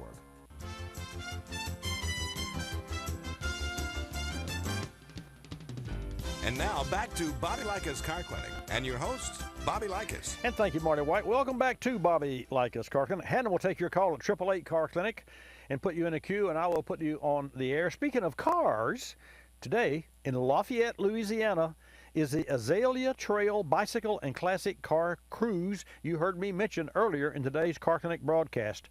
Participants, folks, will cruise through Lafayette and explore beautiful landscapes and historic landmarks. And on the hotline with us now is Denise Landclos. I'll have to ask her how to pronounce her name. A Car Clinic listener on KPEL 96.5 there in Lafayette, and she's going to share with us what's going on with the Azalea Trail Cruise. Denise is a Lafayette native and co-chair of the Azalea Trail Committee. Denise, thank you for being a Car Clinic listener on KPEL, and welcome to Bobby Likis Car Clinic. Glad to have you in the house. Thank you. Good morning. And it's Denise Landclos. We say it in French. Landclos. Yes. I got it. Oh, I got it. Landclos. What a beautiful name that is. Yes. So. Yes, well, thank you for having us. Well, we're looking forward. Today is our official kickoff of a bloom season, February 23rd here in Lafayette. So give us a 30,000-foot view of how the Azalea Trail Classic Car Show and Bicycle began. This is our fourth year for the event. Our Azalea Trail actually began in the 1930s here in Lafayette, and it grew to our boulevards on St. Mary and Mouton Gardens. In the 1938 Garden Club, Chamber of Commerce made it official by mapping out our trail, and our mayor at that time officially declared February 23rd as the official opening bloom season. By the 1950s, we were establishing the old Spanish Trail Highway Evangeline Trail of Azaleas through the Chamber of Commerce, and it just grew and grew. It's a beautiful floral attraction. By the 1960s, the JCs began to support our efforts and put up cultural signs along the trail. And in the 1980s, Southern Living named Lafayette and our Evangeline Azalea Trail as one of the top 20 destinations in the South. So we brought our event on board with classic cars and bike rides because people used to caravan down here to Lafayette in the 30s. 40,000 people would come caravan down here to drive our Azalea Trail. So it's a classic car cruise and bike ride on Saturday, March 9th from 1 to 4. We are partnering with a few people this year. Trail, Mr. Scott Schilling's group is taking on our registration and leading that. They're doing a great job. You can register at latrail.org. The main purpose of our event is to raise awareness about our cultural and economic value of Lafayette's natural and built beauty. And we're part of an educational series sponsored by the Atchafalaya National Heritage Area, a program of our National Park System and the Office of Lieutenant Governor Billy Nungesser. So the programs in this series increase awareness and appreciation of our natural and cultural trail here. You can read more about this heritage area on atchafalaya.org. All the funds we raise go to support our trail and our citywide azalea plantings, which strengthen our recreational opportunities within the city. So, Denise, how long is the trail? The trail is 20 miles, and it traverses through a downtown Sterling Grove historic district, St. Mary Boulevard and Myrtle Place, which are historic. They have azaleas that are really big, 80-year-old there. And it traverses through our University Corridor and Oil Center District into what we call Mouton Gardens, which has a grand mall boulevard full of beautiful historic azaleas there. And from there, you can drive down Coolidge Boulevard through our oil center into Bendale Gardens, which is another historic neighborhood, and then into Greenbrier, another historic neighborhood. So we've got a huge area of garden district neighborhoods that have wonderful floral beauty there. So, Denise, when did Lafayette become an official azalea city? By the effort of Scenic Lafayette, a group of very active citizens. They did hard work. They revitalized our trail. We've planted over 1,000 bushes over the last few years. So in 2016, the National Azalea Society of America recognized Scenic Lafayette's work, and they designated Lafayette as an official azalea city. And at the time, we were only one of 13 that had that title. So we've capitalized on that, and we're really spreading that beauty around our city again to some of our historic properties who used to have a lot of azaleas. So we have some great tourist attractions like Vermilionville, our Jean Lafitte Center, Acadian Village, our Girard Park area, which is on the trail. We have beautified those with azaleas again this winter by doing plantings. We're talking with Denise Lanclos, co-chair of the Azalea Trail Committee of Scenic Lafayette. So, Denise, what other attractions are in Lafayette?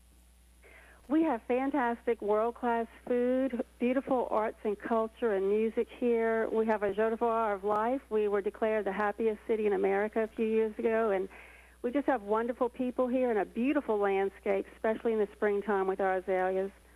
So we can talk a little more about the event. Saturday, March 9th, it is a car cruise and a bike ride. The cars are going to start at the the cars start at Lafayette Visitor Center in our gateway. Okay. And that's at 2 o'clock, and our bicyclists start at 1 o'clock at Park Sans Souci downtown. We have a 2-mile, a 6.5-mile, and a 3-mile options for the bike riders. The fees are $15 for bikers and $25 for the classic cars. It includes food and drinks. Helmets are required for bike riders. Anybody 12 and under gets in free. So, Denise, do you have many folks that attend the event from out of town? I mean, that's really, I would love to hear. And, folks, this is an event that's coming up March the 9th of 2019. So that's right around the corner. You can still, have time to join or to drive to this beautiful Lafayette And I think it's just a great cause, and also the happiest city. What you said brought a smile to my face, and also to Jonathan's, the happiest city. I know there's a story behind that, but I don't know in the interest of time. I said the joie de voir life. It's a French phrase for we have a great love of life here.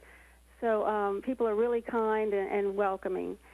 We have a lot of supporters. I want to thank Lafayette Travel and our local community supporters, the Chaffalot National Heritage, our city parks and city mayor, Joel Robideau, our master gardeners, our firemen who planted a lot of azaleas for this year, our Hilliard Museum, Alexander Mouton House. Those two locations will have free admission for those participating in our event. All Seasons Nursery, and also our Preservation Alliance is going to be having a rest stop along the way. So we have a lot of people that we're partnering with and promoting this with us. It's just wonderful, and Lafayette's a beautiful place, wonderful food. And this year, Mardi Gras is March 5th. So historically, we used to promote Lafayette's floral attraction as a floral Mardi Gras back in the 30s and 40s. Wow. So if you come for Mardi Gras, you will definitely be seeing beautiful azaleas. They're already starting to bloom now. So we have Mardi Gras, a lot of festivities with Mardi Gras. So come on down and enjoy Lafayette, Louisiana. Sounds to me, I'm coming for the food and the smiles, the happy smiles and the food. Yeah. That would be, and of course, to look at the cars too. Denise, thank you for joining us on Bobby Likis Car Clinic. One last time, where can our Car Clinic listeners and viewers go for more information, and also for your local listeners there on KPEL? KPEL is 96.5 FM. We also have a website, azaleatrail.org. Scenic Lafayette is on Facebook, and we also have a small website for Scenic Lafayette. But to register, you go to latrail.org to register for our event.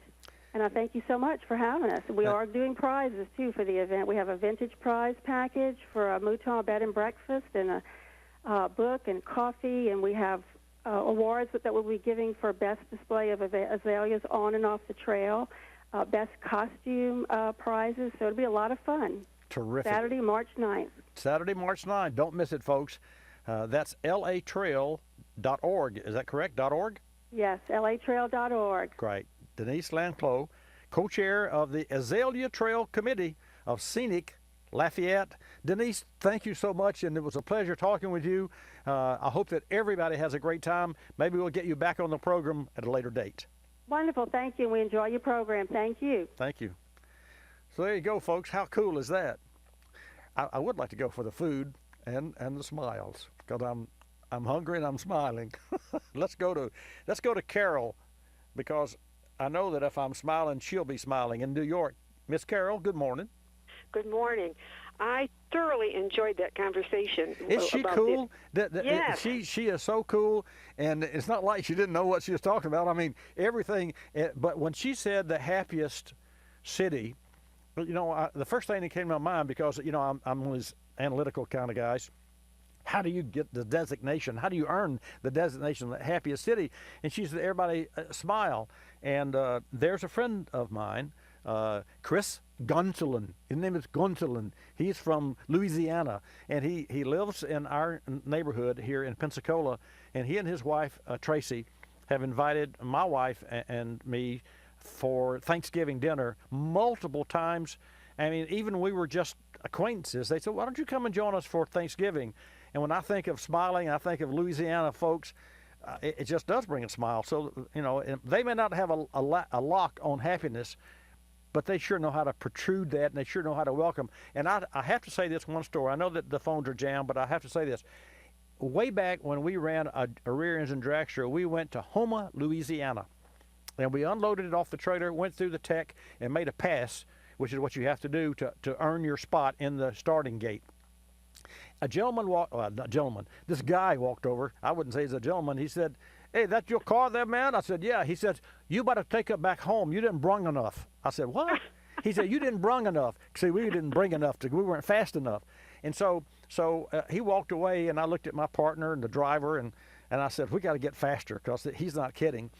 Anyway, we raced the first time, but not with him, with another, because there was, round robin, and we won, but we broke. Oh. So we won that heat. So we came back to prepare to race him in the final heat, but we broke.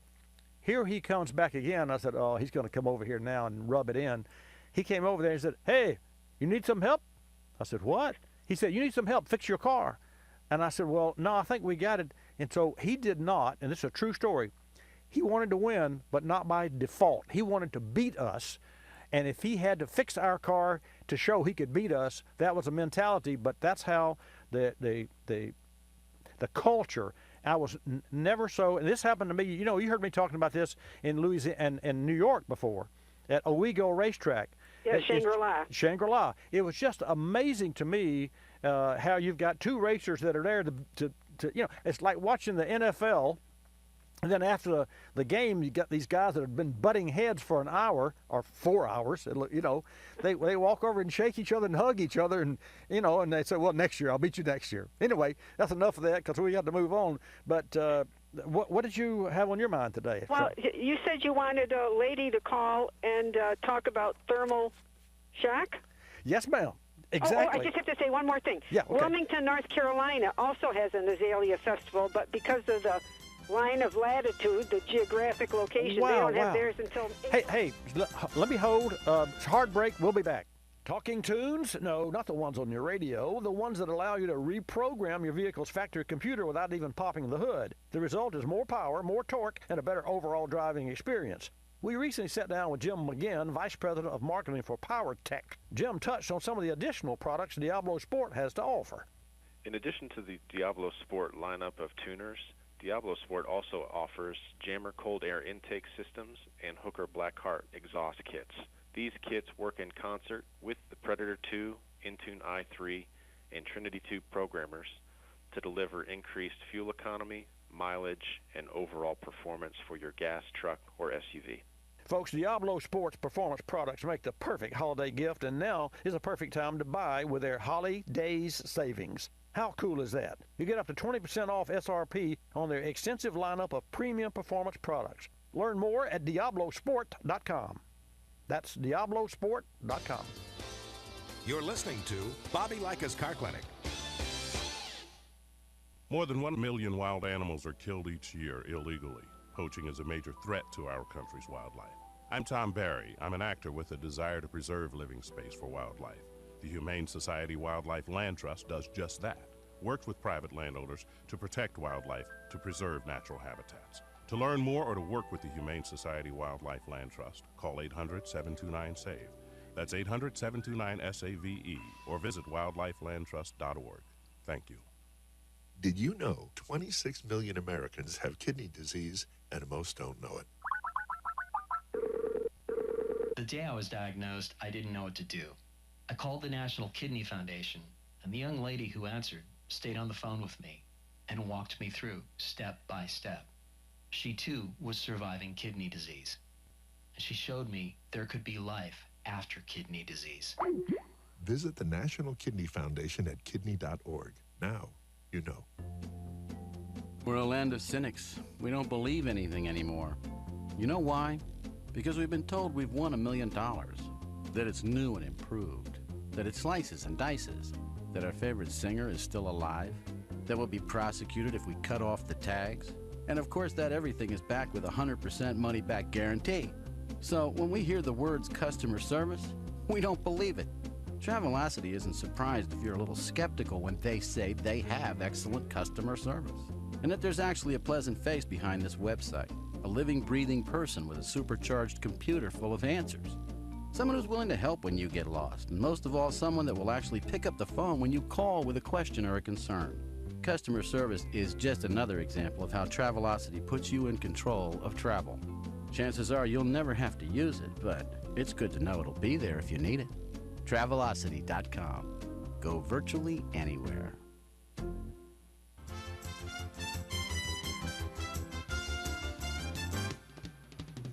And now back to Bobby Likis Car Clinic and your host, Bobby Likis. And welcome back. We'll go right to the phones. We're talking with Carol in New York, and she called about our, we talked about thermal shock. So, Carol, are you still with us? Yep. Did you want a definition? Is that what you were looking for? And I don't have the internet, so I didn't cheat. I'm just proud of you. So what is the definition of thermal shock? We're talking about thermal shock in an engine, of course. Okay. It doesn't have to be an engine, but that's I'm a car guy, so but my first definition was, well, if a body has a fever, there's a thermal shock. My radiator back in 84, 85, my 76 Ford van had a thermal shock, and I had to replace the radiator. Well, and that's, I don't know. To me it just means extreme heat, but I don't know. Well, actually, you're 70% right. It does mean extreme heat, but here's the definition, and this is really important, especially to everyone that drives a car, which I guess is everyone who's tuned in. And it's from Motorrad, our partners. And here's what thermal shock within coolant system and how it affects gaskets. Low amounts of coolant and or debris in a radiator can lead to a loss in the ability of the cooling system to do its job.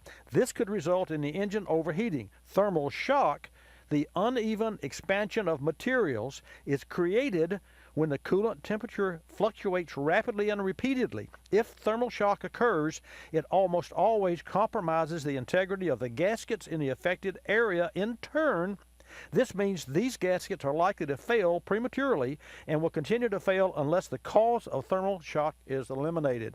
And that's, you can better say that by thinking of a cooling system that's half empty, and because it's so low, it's boiling water, and that water will boil and surge and splash into areas of the engine and temporarily cool them, and then they go right back hot again. So hot, cold, splash, splash. And I can think of like being scalded, which is a terrible thing to think about, but I've seen that happen, in my lifetime a couple of times, to someone being scalded. That's truly thermal shock. So you were right on the money. It's just that in a cooling system, in an engine, thermal shock is not only the heat and expansion and cool down, it's the splashing of the boiling water on those parts that make the water more violently boil. Well, it was interesting. You said how it also affects the gaskets because they're pretty well squished down, by things. So Yes. Yeah, exactly. I have to say one thing. Okay. This happened in my Ford van back in 84, 85. I turned the heat on full blast, and I could see that the temp. And this was July, right? So I had the fan going full blast as high as it'll go, and it did make it go down, but it didn't cure it completely. It just got me back into town. Well, to that end, shop. I don't know where you knew to do that, but that's something that we've talked about, and I've recommended all along for years and years. If you're in a situation where you're stranded and it's hot and your radiator is running low on coolant, you can always turn the other radiator on, which is your heater core, which is a mini radiator. I mean, it's the same thing, except it's the size of a carrying case or a typewriter or some like that. Anyway, that's what a heater core does. So you did the right thing, and you may well have saved your engine by doing that. 20 miles I had to go to get back into town, and it never really died on me, and I got it right to a radiator shop. Hey, well, I sure thank you for your call, and thanks for tuning in. As always, and love to hear from you there in New York. I got your package. I got your package of stuff. Oh, you did? You like the my stuff? My O'Reilly hat. When you had that contest about the most expensive part of an oil filter. Oh, yeah, exactly. So what you have to do now is you have to take a picture of yourself with the O'Reilly hat and then send that to me. I'm not photogenic. I'll send you a no picture guts. of the... Hey, listen, no guts, no glory. That's not the Carol I know. My driver license, I look like a convict. Well, don't we all? All right, sweetheart, I got to go. Thank you so much, Carol. Okay. Let's go to Washington. Robert, welcome to Bobby Likis Car Clinic. Thanks for holding. Yes, I was preparing to have the automatic transmission service in my 2011 GMC, and the owner of the transmission shop, who's a friend, recommended that I put a device in the OBD2 that will, what it does is it cuts off the shifting back and forth between V4 and V8, and I was curious to know if you are aware of that or have any ideas, pros or cons or otherwise, about doing something like that. He says they have transmission trouble after about 70,000 miles because of the switching back and forth. Well, of course, anytime you shift and release anytime you apply a clutch and release a clutch and apply it, depending on the load, you eventually wear out parts. That's true, but I'm very familiar because Flashpack from Super Chips does that very. And in fact, that's one of I think it's one of the. I'm most fond of a Flashpack tuner from Super Chips of almost any aftermarket product that I know and I've used and I promote, and I'll tell you why. Number one, I don't care for the continuing shifting that is provided or built into standard OBD2 or OEM transmissions, because the manufacturers are more interested in gas mileage. Therefore, the program is designed so that the car or truck can go into its final drive as quickly as possible, because the quicker you get a vehicle into its final drive, that top gear, the better the gas mileage. So, and to that end, in 2008, the Smart car was so poorly, and I say poorly, it was so quick to shift that they had so many complaints that Mercedes had and did come up with a reprogramming, and they told you when they reprogrammed your transmission shift points, you were going to lose about 2 miles per gallon, because they had designed it so it would go bam, bam, bam, bam into high gear. And you go to drive the car, you pull 50 feet, 20 feet, and it would go whoop, and it would stop and shift, and it would shift into the first quarter of a block, you'd already be into high gear.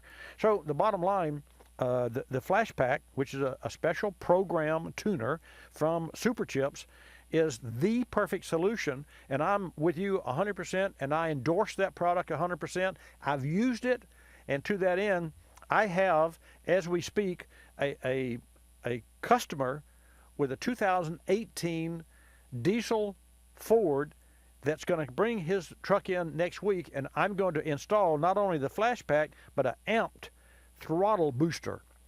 And have you ever heard of that, Robert?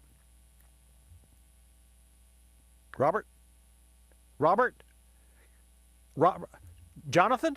Robert?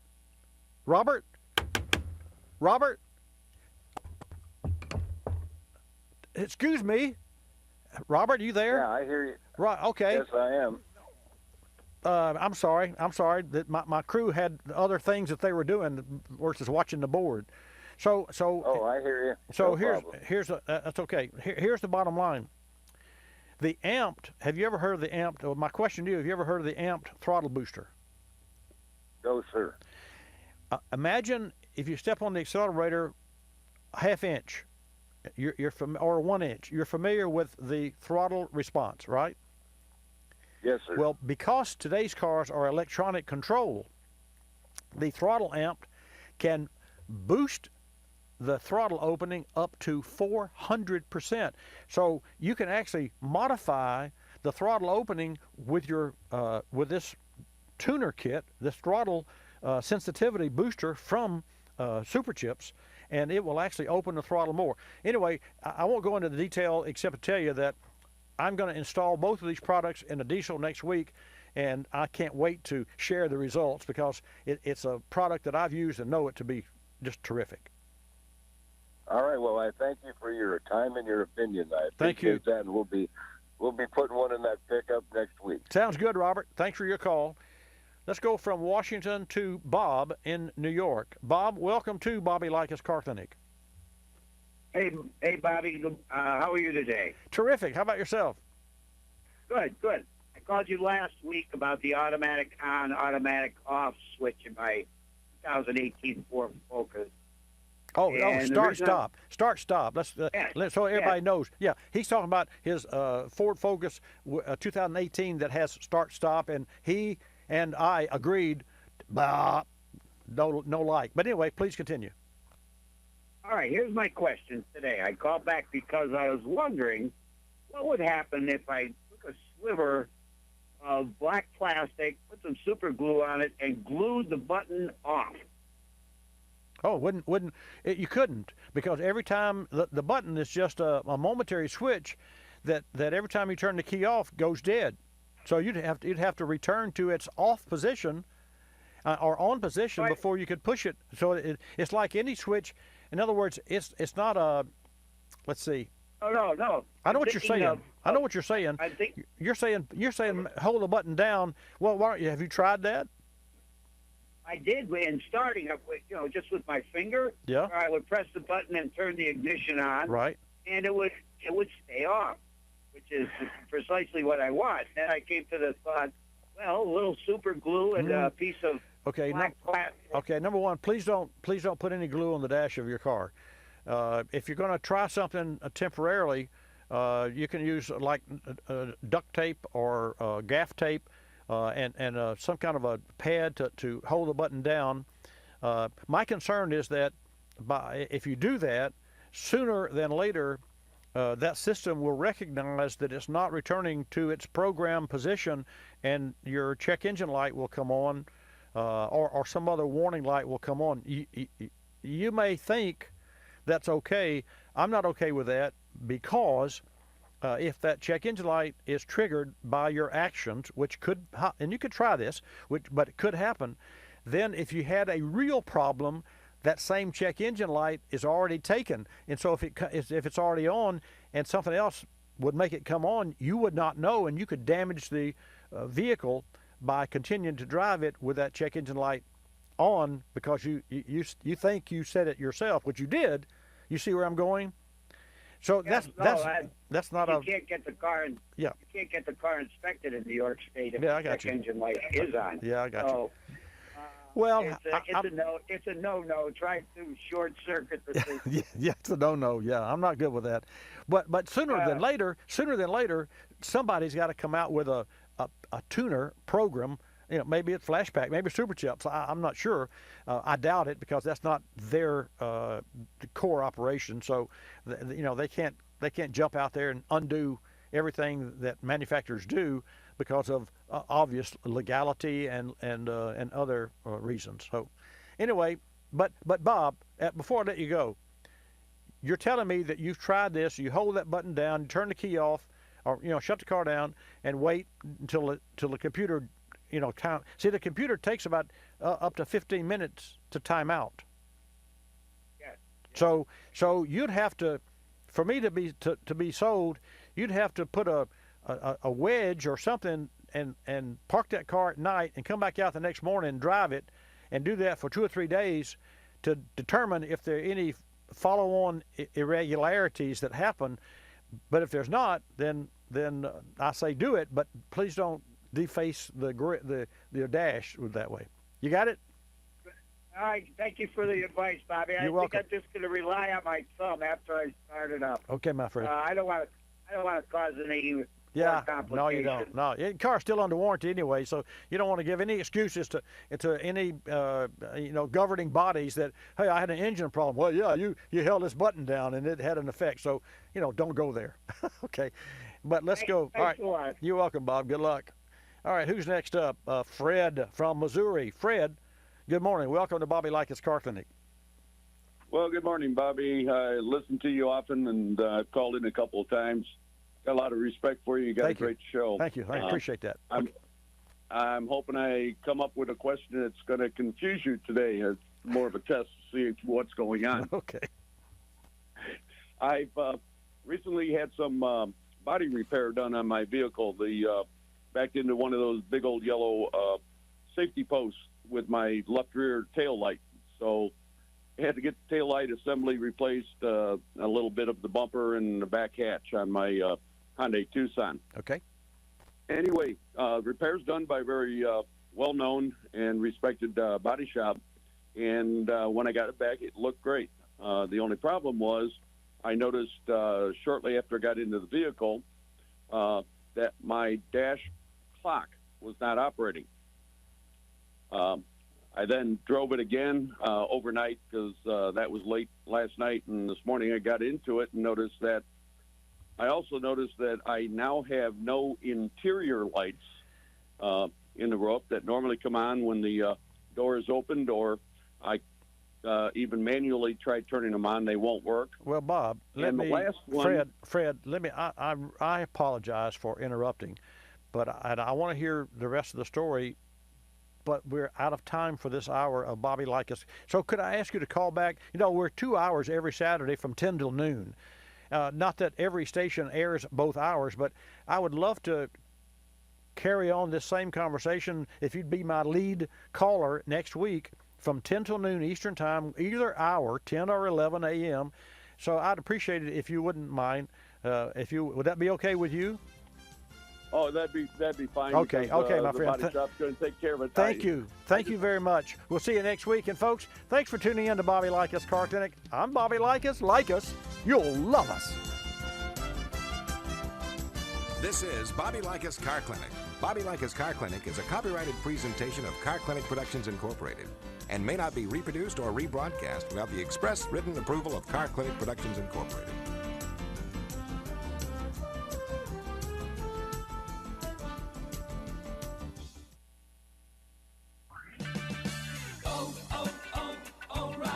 Right now at O'Reilly Auto Parts, pick up a 5 1/4 ounce bottle of Lucas Fuel Injector Cleaner for $3.99. Clean and lubricate your fuel system while increasing miles per gallon with Lucas Fuel Injector Cleaner for $3.99 at O'Reilly Auto Parts. Plus, earn double O rewards points on this purchase. Better parts, better prices every day. Limit supply. See store for details.